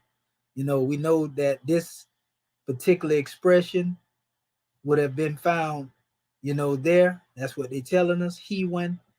This one would have been found there. Jabeling. These groups would have been found there, dealing with particular expressions. In Busir. These particular expressions would have been found here. So these are the same letters. This is why we have to study these things thoroughly, because when we go to looking in this paper, we're going to see certain things. And if we're not able to really navigate and know the difference, we can confuse certain things with other things. That's why it's good to know these different forms of the hieratic expression, because we're dealing with hieratic. We ain't dealing with no pictorial Ptolemaic hieroglyphs. We only use these as markers to navigate through what we demonstrate. We don't use these as an alphabet. This is the alphabet we want to be more familiar with, because this is not being taught by those who are claiming they are Kemetic scholars. So these are just different forms of it. So you really don't need See, these also showing you, here's some more right here. All these different places that are mentioned here. This one just has a plain hieratic symbol on this side, but they did put it over here, the little pictorial expression. But they put it here, and that's really how it should be honest with you. They should have this on the manifest and then this originating after these actual writings. You see, that's really the proper order of operation, so to speak. So they're dealing with man and his occupations. So all of these particular demonstrations here, we can, if you go online, you can find in the molar aspect, you can find all of these, which some of these have been sent out to our Moorish king. You already do have, these, look at all the hieratic here. And so we can go on and on and on with it, right? All these going back to the different signs they done tried to create with it, generate. And when you look at them and they look real close to these pictures, these are what they call cursive hieroglyphs, which is basically the same thing, but the stick man version of it. This is like the full figure. This is the stick man version. You see what I'm saying? The one that look exactly like what they're doing. To be honest with you, this one would be more close to original hieratic than this one would, is what I'm getting at. But see, they add certain stuff on to try to make it look like that. And so when they begin to depict their creation, Ptolemy, that's where a lot of that stuff go into play at, with your Champollion and so forth and so on. They didn't do nothing but create full-figured expressions or compare them to certain things and then say, okay, this is that letter, as we told you before. So this is just showing you the same thing here. We ain't got to go over that too much. Is we ain't got to beat the horse up that much, even though we know he already dead. They got woman in our occupation. So these are all based off Gardenia's sign list. So now, let me see. It wasn't here. This is a good thing too, but that this ain't really got nothing to do with per se what we showing. It's showing the same thing we talking about and how they took different signs and symbols and try to put them in there. But you see that they are in German. Now, if you ever run across some documents that are in German too, always feel free to just copy and paste them demonstrations in Google Translate. And you can translate what they've been saying. Just hit the German tab and it'll translate it into English. So they can't get away from nothing over here. We don't even play Islam. So let's go back here and get into the work, in relation to these measures, because we're going to run into those hieratic symbols that they are putting on the side of the pictorial, and these are not to be understood as the alphabet, but they are mostly in the middle. They are indicators. And you'll be able to see them. You can look at a hieratic document and you'll see them standing out. So that'll be a good thing to do. Take those documents, maybe go in, a certain area and see how many of those letters, in the hieratic that you can find that have been converted, from these pictorial expressions. So if we come here, we're going to use our molar tool in a second because we want to let our family see how you demonstrate this. We sent this document out to our family recently. This is actually giving you little definitions for what they say some of these things is. You see, like they say man performing the Hindu rite, which is Hindu in most cases supposed to deal with, they saying a jubilation, sometime a priestly rite. Hindu represent priests as well. It says man steady basket and so forth and so on. They got this here, and this is basically the obvious way of what they call ideographs being expressed. These are not alphabets here. These are actually people, places, and things. This case, again, is man and his occupation. Same thing as demonstrated here. If we were to go back to where we were, you would see the same thing here because they never changed the particular order that they use over here, by the way. So if you want to navigate between these drawings, you just go back over here, even though they have one looking in a different direction. You see it right here. This is the first one they use. And then when you go back over to where I was in the actual Gardenia sign list, you see the same thing. one on the manifest demonstrating as man in the occupations, So that's basically where you can see the comparison of what's being demonstrated. Even though you got one raising their hands in a particular way, you'll find the signs of man in his occupation as you look through here. And once you find that particular sign, you can compare that and then just go up here and just say, okay, well, this is A19, for example. So I'm going to go over here to my molar tool. Let me pull it up real quick. It's actually here. So you go to your molar tool and you hit A19, which I done already hit. It's going to bring that a special sign up. And that way you ain't got to necessarily go to that document I was showing earlier. But that document is good because it gives you a bunch of expressions of the letter. But this showing you that it comes from the 4th dynasty when it comes to their little symbol here. But these symbols in the alphabetic form, we know go way beyond, what a lot of them European be trying to express here. You see? So anyway, these are your hieratic expressions. Same way that you were using your molar tool before. So when you see them symbols, because there's so many of them, you ain't going to learn them overnight. But the more that you use your molar tool and you go to these particular demonstrations, you ingrain them in your memory. In other words, you got to work with it, to embed this into consciousness. This is work that you have to dedicate yourself to once we go to looking over certain papyri, because we're getting at that point now to where we done been dealing with this enough to where we're going to go into some papyri, some actual papyri. We're going to get into that area.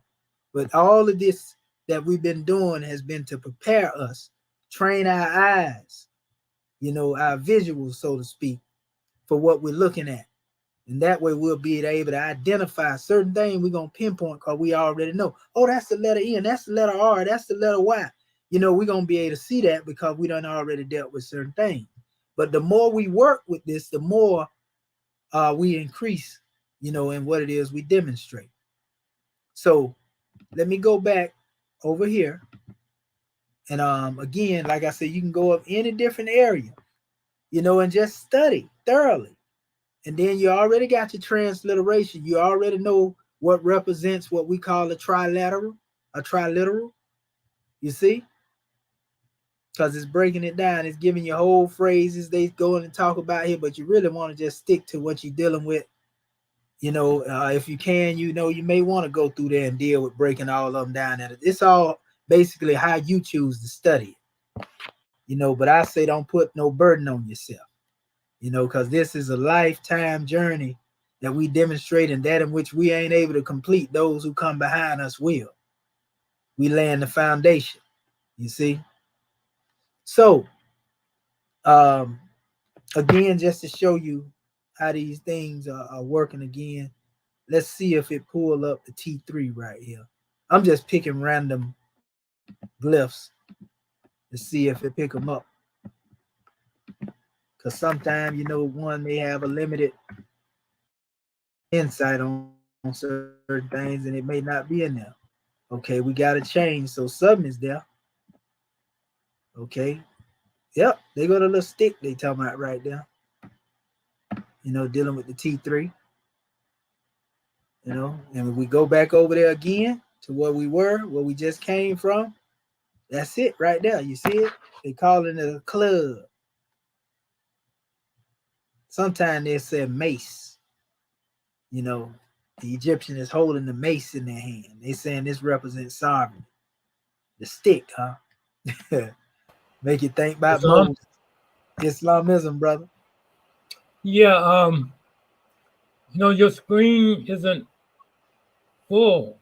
I mean, I don't know whether that's you just don't want it that way. You know what? I know what's going on. Let me minimize the other demonstration. But sometimes you can blow it up. I apologize for that. We're gonna minimize this here. And then you'll be able to see it even better.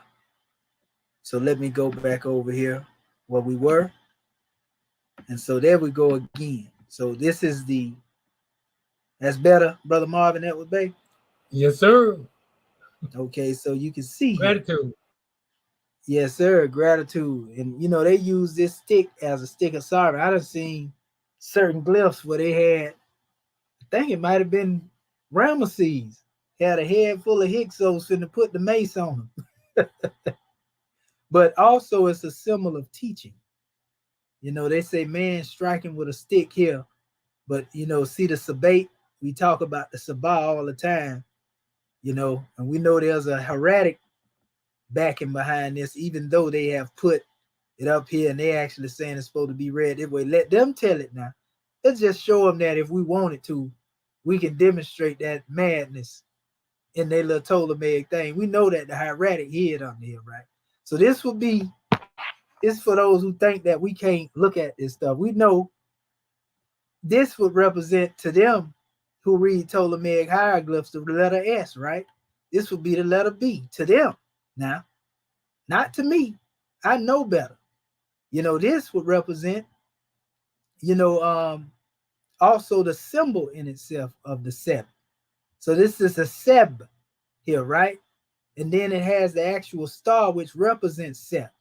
So they would say, okay, this is the determinative. And then they'll say, this is the letter A. You see? And so this is, to them, Seba.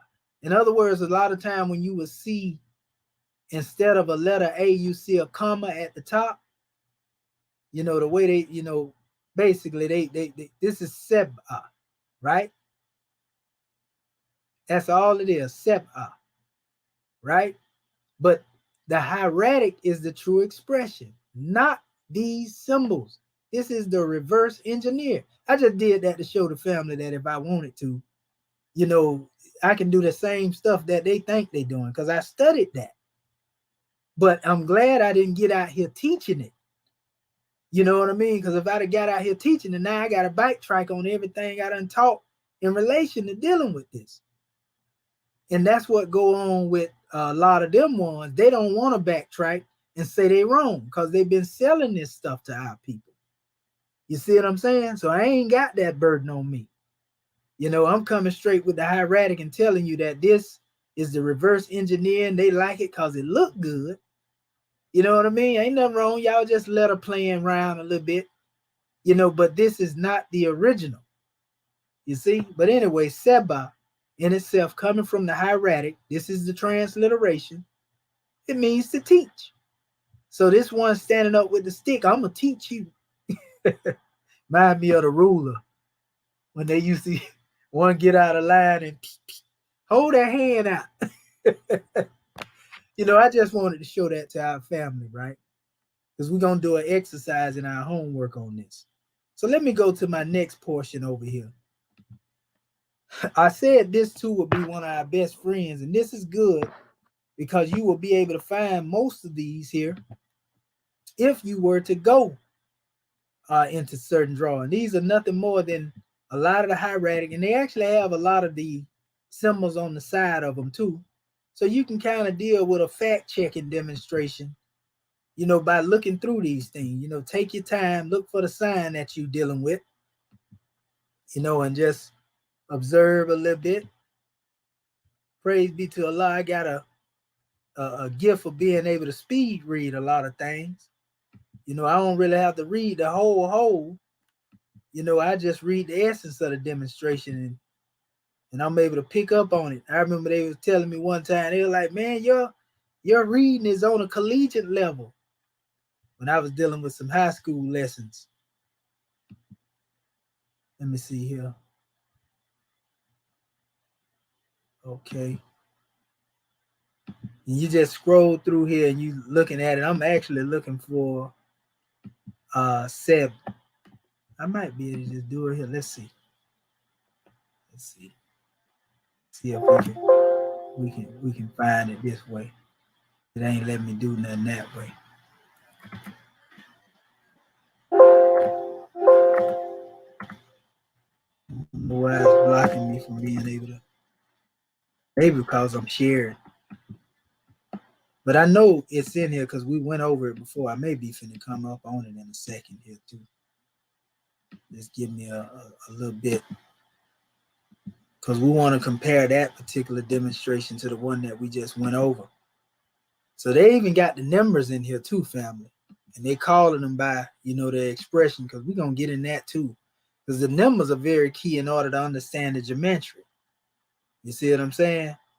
Now you will see it here as dua as well. The dua is an expression, dealing with the stars. But the seb is also expressed. We may be able to find that through the N14. I think it's up there that way too. Let's go on. There we go, right there. They actually have Abdu right there, though. Abduat. That's actually like Abtu. Al-Hajjat Shepsis Ray Abtu Ali. When we demonstrate that degree, Abtu.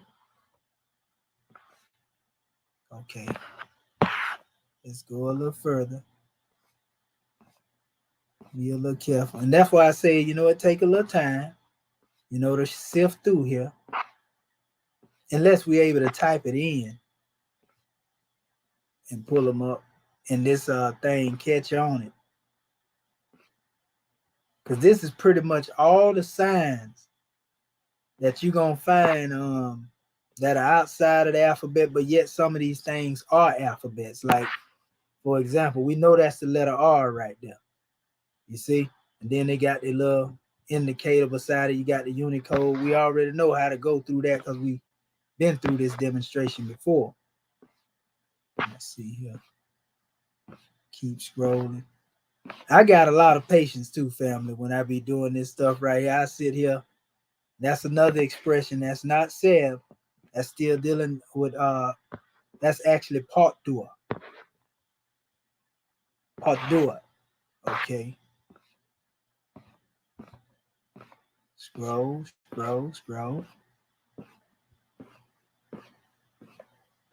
And this is how I thoroughly search things. I literally will go through this whole document right here. Taking my time, but moving along until I find what I'm looking for. And if we don't have that type of patience to do research like that, it ain't gonna, it's gonna be hard, to really come into these special measures. Patience is the key to virtue. Divine patience, that is. That's again, pot do it again.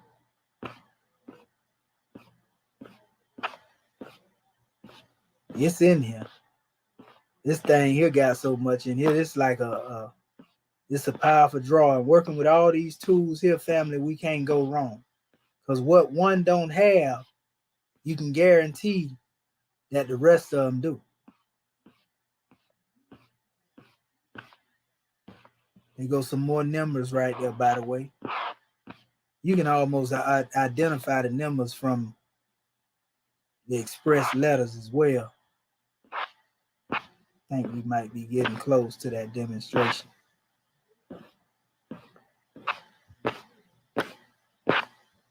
They did try to put a little alphabetical order on there, look like it.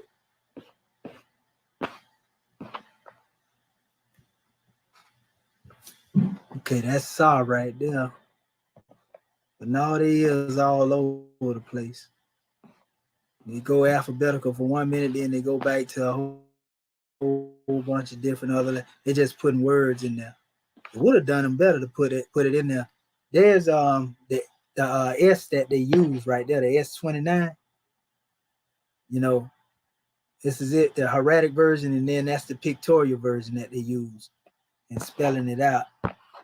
I'm actually trying to find the expression of the man standing with the stick, as they call it, because that's the depiction that they were using. You would think that they would group them right next to him since they're putting them up there.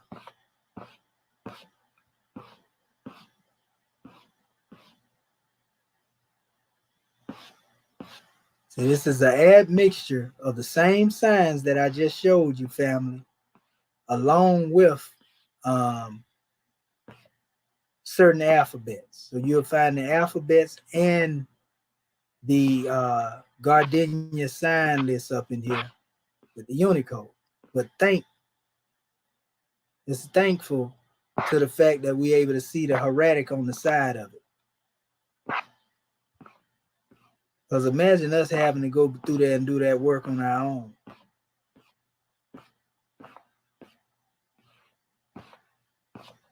Okay, scroll. Where you at? No, that ain't it. That's actually the other one we were looking at earlier there. The first one. Y'all remember this right here. This particular expression. But they got the end up there. Okay. A little bit more. Let's see. We're getting close to it.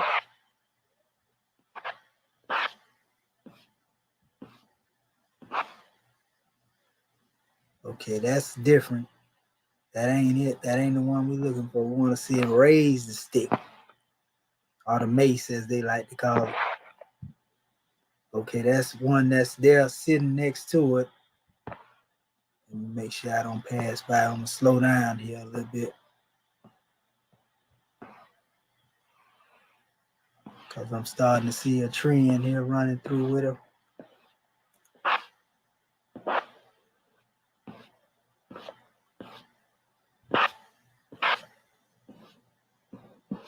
They're definitely making you work for this one here.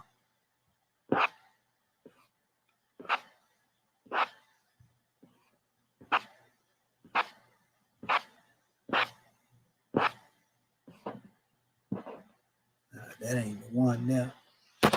That says weird.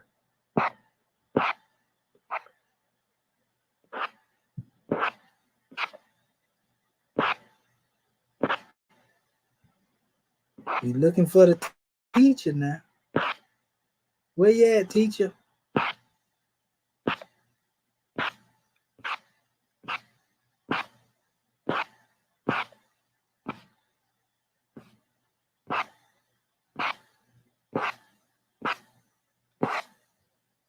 You go to M and R. So it's going to say teacher? You say, is it going to say teacher? Mm-hmm. The actual word is seb. Seb. It's right here. This particular one that we were looking at a few minutes ago. See right here? Okay, yeah. This is what we're looking for, but we're looking for it in the expression that they have here. See what I'm saying? Yes, sir. But we're looking for the SBA. It's in here. Because that's a popular one. Right. That's very popular, that particular one there. I'm looking at a lot of the others here. I see CKA. Right. Okay. Yeah. Okay, look like we may be getting close to it here. Like I said, they didn't put this stuff in line. They got it all over the place. They didn't go in, you know how they put stuff in alphabetical order? Right. They didn't demonstrate in alphabetical order with this demonstration.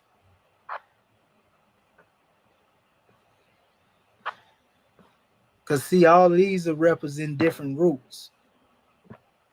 Like this is a trilateral right here, a triliteral. See the H, N, and the J? See the A, H, and the A right here? Aha. Right. Aha. See? Right. Sept. You see? So that's what I'm saying. I'm looking just for that S, B, and A up here. That's the letter T right there. We know the T is interchangeable with the letter D. I'm trying to find it. It's in here.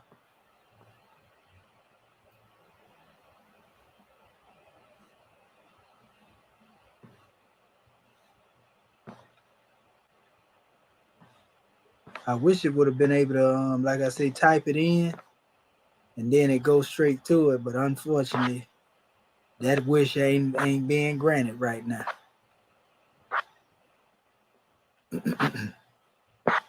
Cause see, once we find it, we just gonna connect it to the Unicode.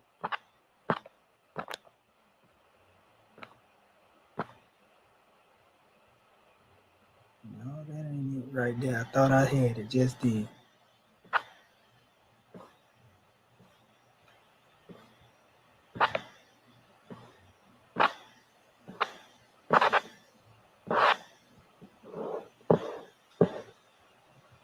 That's the neb right there. That ain't it. Dr. Shaheed, did we get to be concerned with that little writing up under there, under each one of them that I be seeing? What writing you talking about, sister? Keep going. Right there. Do we need to be concerned about that? Am I right down here? Yeah. Oh, these basically just different expressions of certain measures of the strokes that they have in here. Okay. Yeah, the only thing you need to be concerned with more than anything is the Unicode, because it's gonna guide you to where you need to be. Okay. Like I can go from here and choose a different word, but I'm trying to find this cell real quick. I can easily say, all right, U32 right here, a U23, and then go over here and say, all right, well, we're gonna go over here with the molar. But I'm trying to find this whatchamacallit, the seb word. And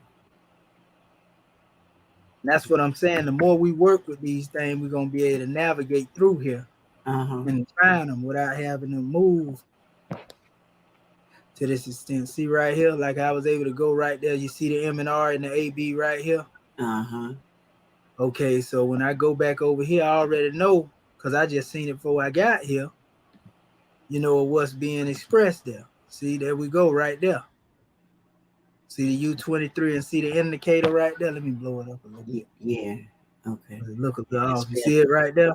See how they have the AB and they have the MR, AB and MR. So when you go back over here, I'm just trying to find that word seb. It's in there. I can just, like I say, use a different word, but I'm really adamant about trying to find the seb expression. I may have to do it on their own time because I don't want to kill all the time up. But this is what you got to do to go through here if you're looking at it just this way. If you want to just look at it all the way across the board, go back over here to your molar, and that's the same symbol right there. Right. See what I'm saying? And now they got various strokes. They got a couple of strokes here. So a lot of these strokes look different. Right. So if you ain't careful, you can confuse it. So that's what we're trying to train our eye really, to be able to see these strokes, as they are. You see what I'm saying? Yes, wrong. And so we know they basically, if you don't see them in the multitude, then possibly the authors didn't catch them. Right. You see? Okay. And so I'm going to see a little bit more. Can I find that demonstration? Let me see here. S and S, MD. C, N, L, G, S, N. No, that ain't it. That's not it. And I'm just looking at the indicators right now is what I'm looking at as I navigate through this demonstration. Okay, here are.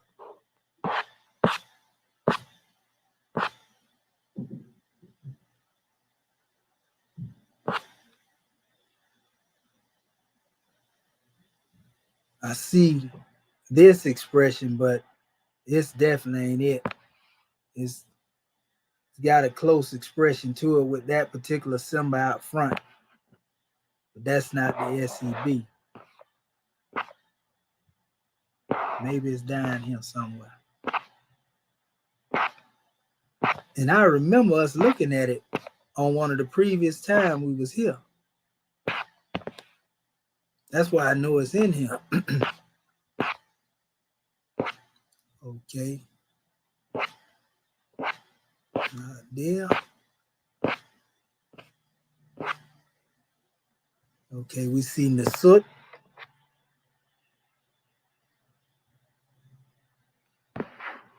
King. We see Neb. Neb means Lord. Let me see here. Him. Okay, they go by. That's dealing with the soul. See Neteru right there.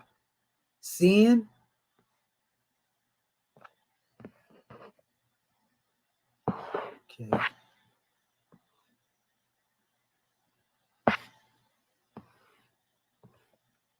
See. Okay. Nope. Yeah, I may have to take a little bit more time to find that Seb. It's in here. It ain't a big deal because we got it in the other side, even if you don't see it in here. Right now, we do have it in another area. They're going into all of the regular symbols here. I don't know, maybe I might see it down here since this is a little more direct and to the point. It looked like they got everything up here somewhat together.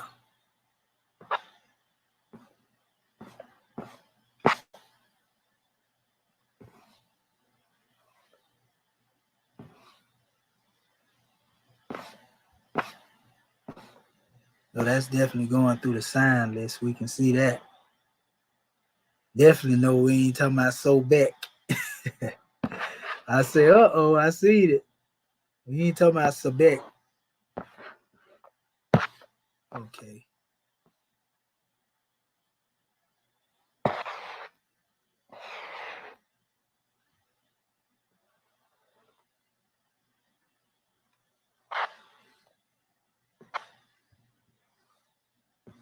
Look like they got them in alphabetical order. In this one here, huh? Uh-huh. I still see a few of them jumping out of sync, though. I think this is like a reiteration, but it's just showing them smaller here. Okay.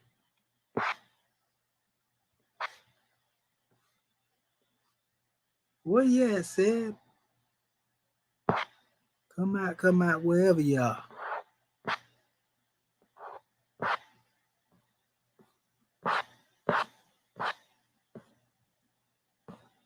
Bach. Okay, I see Sa'ab, Mut, Mir.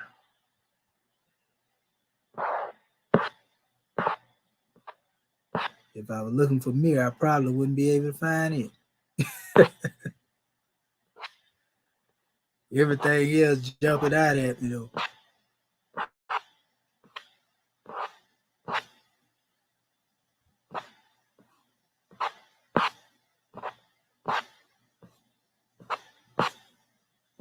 Yeah, I'm gonna have to go up through it on my own term like I had to do with that other demonstration. But nevertheless, just using what we already have here, right? If we come over here and we look at, everything that's been put here, we see they say, well, this is a man striking with a stick. And they're using it as an indication of one who is teaching. But you see Seba right here. This is not the alphabet. This is not an alphabet. It's the S, the B to them anyway. And then you got the A. And then this is Seba. Now we got our own font to type this in hieratic so we can type everything that we see. And we'll probably end up doing that as an exercise in this particular area. So just like they had this here, all of these particular measures dealing with particular actions, where one is still demonstrating what they call an act of force. So another thing that can be demonstrated too, I got another this particular drawing here. And this is actually giving you breakdowns on some of these alphabets as well. They ain't giving everything, but this is Dixon's dictionary.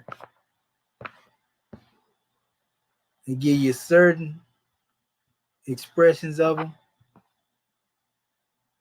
Soldiers in the army, they got a lot of dictionary definitions in here. That means to strike. A25 and D36. So when you go over here to your, this is just to show you that we can find it here. And it's most likely going to be under the same thing. Let's see, that it's going to be under in that other particular demonstration. See, this is it over here. That's the A25 is what they're giving it. But I want to find it in that other document. I got it here. See, they got the mace by itself here and everything in this area here. I want to find this same glyph in that other document, and it's there. But if not, it's good that you still can find it here. And then go right back to any one of them dictionaries that you have, and then, okay, well, we see the definition that's being given, in this particular word, which is Huey. Let me blow that up too to make sure our family can see that. See, Huey. Again, these are different expressions. We're looking for the hieratic version. You can almost visualize the hieratic version, by looking at this demonstration, because of the way they done tried to put them beside them so much. But again, this means to beat, strike, smite, and so forth and so on, which goes back to the same definition that was being given here with this same expression, man striking with a stick, Huey, right? It also says force, so sometimes, you got to force feed the people with the truth, even though you hate to. You're going to take this castor oil, whether you like it or not. But anyway, that's basically the gist of this, family, just showing you that we can find these things through the Unicode. You can go in any one of these areas, and long as you can see the Unicode here, you can go and navigate and find these particular measures by means of the Unicode. It's just that simple. So once you see it, you can look at it, and once you observe it, okay, this is itty. Let's try it with this itty here. Let's go back over here to our dictionary that we was using. That ain't the only one you got to use, by the way. That's just, one that I'm showing you that we have other options as well. And so we looking for the man with the mace as he holding it horizontally. And they got a couple of them over here too. Okay, yeah. Scroll through here a little bit. Because one thing is about it is talking about men, so we know this in the category of the men. If they got it in here, because this may be a limitation based on who wrote this. It depends on if they put a lot of that stuff in here. Don't look like this person went that far with the extension on the list, so it may not be in this one, but it may be in the other dictionary. And see, that's the thing. That's the choice of the person that's writing. That's Vegas got like 2,000. Yeah, that's what I'm saying. That's why I chose them mainly. That's why I didn't really choose this one, because it ain't extensive, right, as it should be. But more than likely though, you're gonna run into that in certain areas. That's why we got all the different dictionaries though too. Where you can't find it in one, you'll be able to find it in the other. It's just based on the author, whoever put this particular measure together. I guess they didn't want to go that far with it, so to speak, because they definitely didn't put all the signs, dealing with the men, a man in his occupation right here. We can look at that right there and see that from the onset. They don't go that far at all. So all is well. That's what it takes though, family, just vetting and going through these special drawings. And once you get the Unicode, just randomly doing this again, just to show our family when you do find the word, the Unicode is good.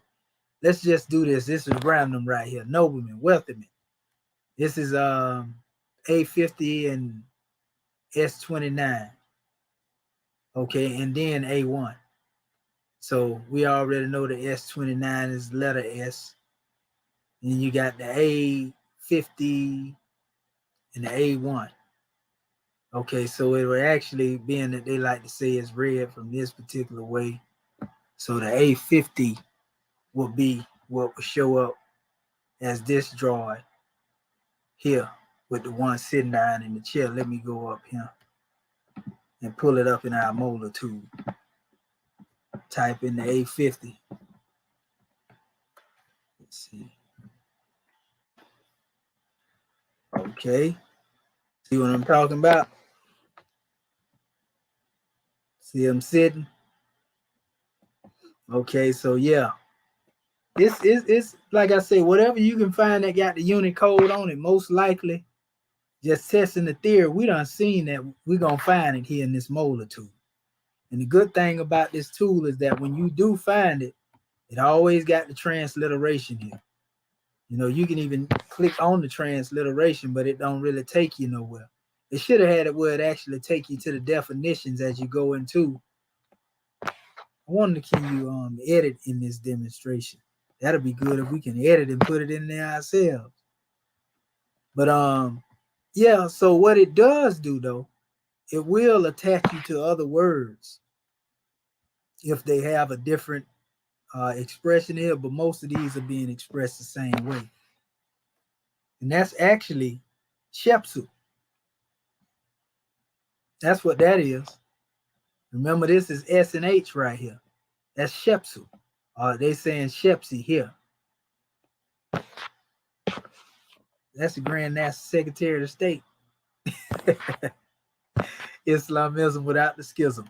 So what we're going to do, we're going to stop right there, Morris Ken.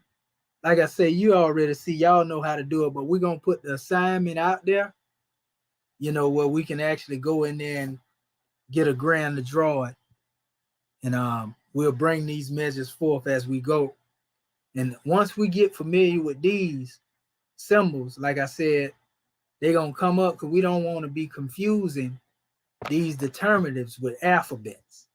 Even though among the determinatives that they so-called have up here, you know, in most cases, you're going to find some of the symbols that they use in the form of alphabets, you know, and we don't express it that way. We're looking for the hieratic expression of it. So when you see, for example, this symbol right here, you don't even gonna confuse that with being the letter Y. You see what I'm saying?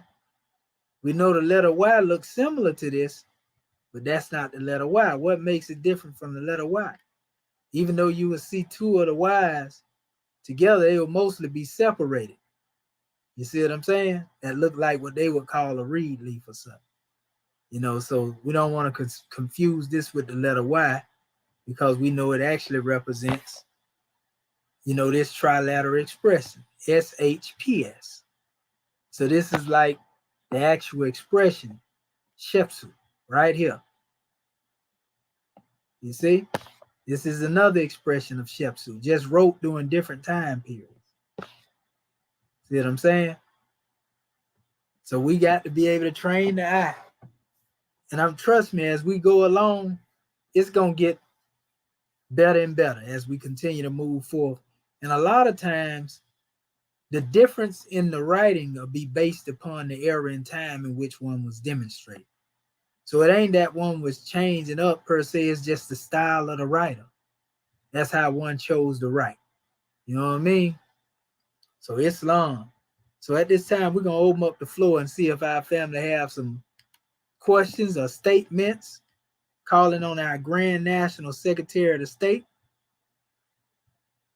Islam. And I see some of our Grand National Secretary of the State. Okay, one of our family said, teaching the bird, doesn't that bird represents one of the pharaohs? That's a good question right there, family.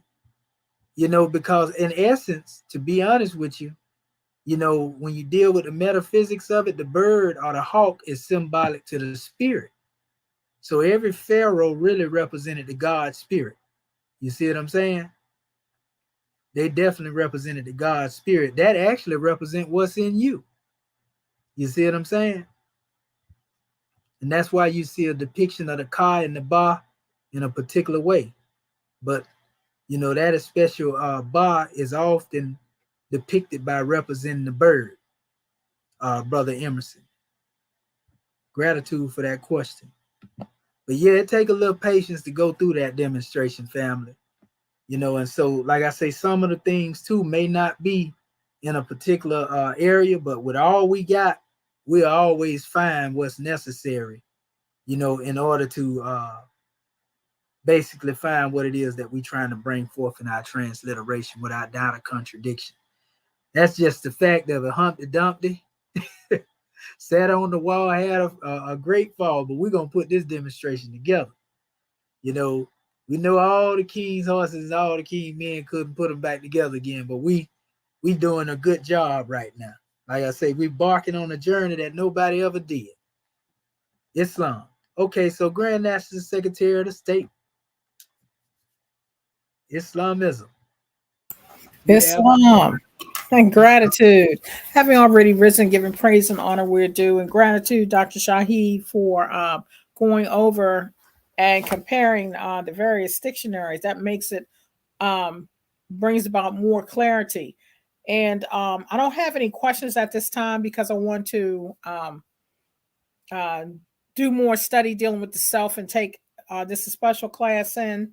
But I just wanted to give gratitude, especially with that SLGH document and showing us the necessity for being able to scroll down. Because I recall when we were first putting in the letter or the Unicode, you know, which takes us right to it. But that kind of cuts one out from being able to see various similarities or discover other hieratic words, etc. So it's like half a dozen of one on one side and six on the other. But in being able to utilize the scrolling page by page, you know, that'll bring more familiarity with the various glyphs as well. So gratitude more for that, taking us through that, because that definitely brought more clarity for self. Peace and love. In Islam, peace and love. Gratitude, Grand National Secretary of the State. All right. Well, sister, well, whoever it is that would like to come forth. I know Islam. Sister Curtis Baby on the manifest as well, because we in our closing point now. But go Is ahead, Goddess. Islam, yes, like the goddess said, that brought a lot of clarity to me.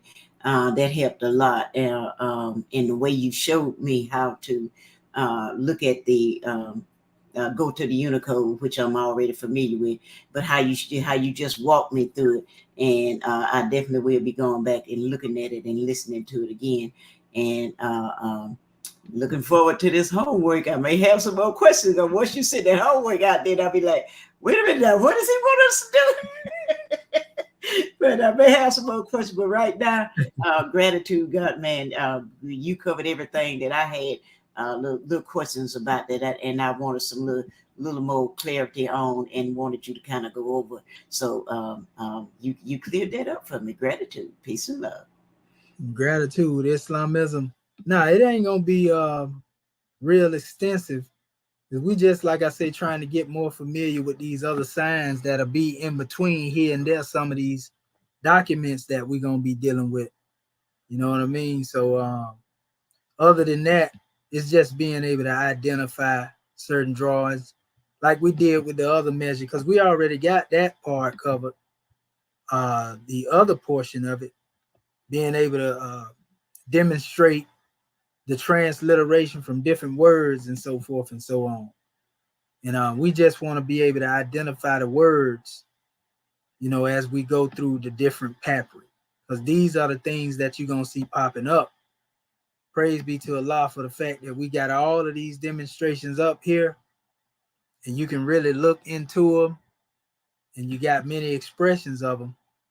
Yeah, we can't go wrong. Like I said, just take patience in certain areas. Some things we're going to be able to see right then, you know, and some things we'll be able to look for and find after a process of a thorough vetting, so to speak. Islam. Praise be to Allah. Islam, Brother Marvin Elvis Bay. What have you to say, Grand Man? Gratitude. That is Dr. Elvis Bay out of the Texas concert. Well, I tell you, observing you go through these lessons, you know what I mean? Like, especially like from the first time that we started, you know what I mean, and where we are now, it just bears witness what you were saying. You know what I mean? It's dealing with them, applying our, God's self, so to speak, and eventually it would unfold. So just put it into work. And I say that because I know I'm pulling up the rear, so to speak. But I know that once I apply myself more, you know what I mean, and experience our writing, her writing, you know what I mean, it just becomes clearer, you know what I mean. So there's no two ways around it, You just have to go through putting in the work, you know what I mean, putting in the time, and putting in the due diligence. That's what I like to say. Gratitude, God, man. Appreciate all you do. Islam and peace. Islamism, gratitude. Praise be to Allah. Gratitude for that measure. All right. Brother Bati Bey. Islam. The only thing I really got to say is that it's going to be interesting, getting into the, some of the papyri, and that what they have put on there as a lie, and just seeing what discovering what it really says, what I'm saying, as opposed to believing what we were told, and their methodology on how they got to their, what I'm saying, because this is we're, like you said earlier, we're reverse engineering everything that all the destruction when it comes down to that. And so it's going to unfold a lot more than just it's probably going to lead us to books that they got trapped in the Vatican too, but that's another story. But those with breaking down and researching those the phonetical markers on the alphabets or on that pictograms. Islamism. Yes, sir. It's definitely going we'll be able to see certain things, and that's what we're gonna do. We're gonna definitely have a little so-called translation, in front of us, and that way we can look at it and see what the way they went and cherry picked, so to speak, whatever it was they was trying to put in here. The main thing is now where we at now, being that we was able to transliterate, we want to go into the commentaries in a lot of our chapters and go to the definitions that our chairman had put in a lot of our chapters and begin to utilize them to build up, our Moorish expression, being that they were words that were chosen to bring forth a particular definition. Like, for example, if you were to go into, let's say, the Book of Ali, and you see divine origin and all the different definitions that were given in that particular demonstration, when he go into the causeless cause and rootless root. So what we're going to do is we're going to put them on top of the transliteration, and those that will replace, are not necessarily replace, but add on to and make them Moorish, as they supposed to be. Put them in their proper context. That's the whole drawing. Like, for example, we already know Asiatic means earthbound, but the way the chairman defines it in the commentaries of the Book of Ali, say where it's earthbound, it also means a state of being earthbound. It means first manifest, human, man of hue, God in flesh mortal. So now what we do, we take that definition, and what a word says Amu, which we know the word Amu means Asiatic, right? We take the definitions that have been given, for Amu, and then we apply that to this particular definition here that has been given. If we see the word for nation, You see, so to speak. Let's say if they use the word remit for a nation of people. So we would put the word remit there, and remit by definition to us becomes a free state, natural people, descendant populations, citizens, countries, lands, jurors, societies. You see what I'm saying? Islam. Yeah. So that's basically where we at with it. And then when somebody say, you know, well, where you get that definition from? Where it come from us? You know? Islam. Yeah, because this is that's going to give it a grander meaning when we're looking at the, especially with our words, because the English, some of the English transliteration box what the prophet said in. You know what I'm saying? Like a foe. You know, everybody thinks about a foe being somebody outside yourself. When we're looking at actually that's something more so internal than it is outside. So it's gonna really help the ones that are just coming into it. You know, get a Yeah. dictionary as well. Yes, sir. Yes, sir. That's true, brother. And that's basically what it is. It's gonna break them out of that slave thought pattern, and this is the real revival, a resurrection of something that ain't dead. It's something that you done hid. You know what I mean? So yeah, we got it for. Praise be to Allah. So at this time, we can call on our goddess, Sister Kurtabay, and she can take us to the next destination. This has been one of them classes that take you up there. There's been some extension on it, but everybody got something out of it, and we're going to only get greater as we continue to move forward. We got all the tools we need, and we're going to send them out to our Moorish kin again so that they can utilize them, you know, and we can build, you know, and go in even further into these special drawings. So we got more than enough. We well set and equipped, so to speak, for the journey along the way. That being said, you already know, Moorish kin, Islamism without the schism, peace, love, and law at all costs. And we love you, and we'll have the assignment coming behind us ASAP. Islam. Islam, Islam, Islam. January 15, 1929. A warning from the prophet to be read at every meeting. I hereby inform all citizens that they must end our radical agitating speeches while at work, in their homes, or on the streets. We are for peace and not destruction. Stop flashing your cards at Europeans. It causes confusion. Remember, your card is for your salvation. Failure to obey these orders will be of severe consequence. We are for love, truth, peace, freedom, and justice. And when these principles are violated, justice must then take its course.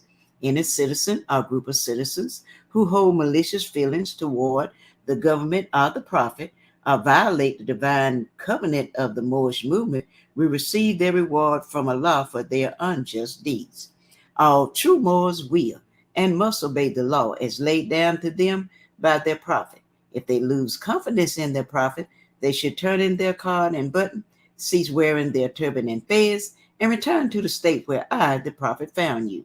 This is a holy and divine movement founded by the prophet, noble Drew Ali, and if the prophet is not right, the government is not right. The prophet, therefore, is sending out the divine plea to all Moorish Americans that they do their part in protecting their prophet and the government. This is an everlasting movement founded by the prophet through the will of Allah to redeem his people from their sinful ways by the order of Prophet Noble Jew Ali. A holy covenant of the Asiatic nations. Ye are the children of one father, provided for by his care, and the breast of one mother have given you suck. Let the bonds of affection, therefore, unite thee with thy brothers, that peace and happiness may dwell in thy father's house. And when ye separate in the world, remember the relation that bindeth you to love and unity, and prefer not a stranger before thy own blood. If thy brother is in adversity, assist him. If thy sister is in trouble, forsake her not. So shall the fortunes of thy father contribute to the support of his whole race, and his care be continued to you all in your love to each other. Islam, Islam, Islam. This meeting is officially adjourned according to Act 2. Go in peace, Moors. Islam. Great class. Great class. Islam Great is class. Gratitude. Gratitude. Great class. Great class. Great class, Dr. Shahi. Gratitude. Gratitude. That's right. Gratitude. Islam, we love you more. We Islam. love you. Love you too. That's right. Sunday Peace and school love. time. See you in Sunday school. That's right. Islam, Indeed. more. Peace Oh and yeah, love. more. We got him now. We got him more. Woo. We love you. Islam, Act 1. Man with the club and the stick All right. on an ethereal level. Get 'em. Praise Oh, yeah. Oh, that's right. That's right. We Well, gonna you know the teach chairman say he got his pant leg rolled up. That over there. always. Islam, man. Woo. Gratitude. Peace and Peace love. and Love, more. We Peace, love love. you. Love you. That's how our pants gonna come. I'm ready for the legs playing. Rolled up. That's right. This is Gratitude.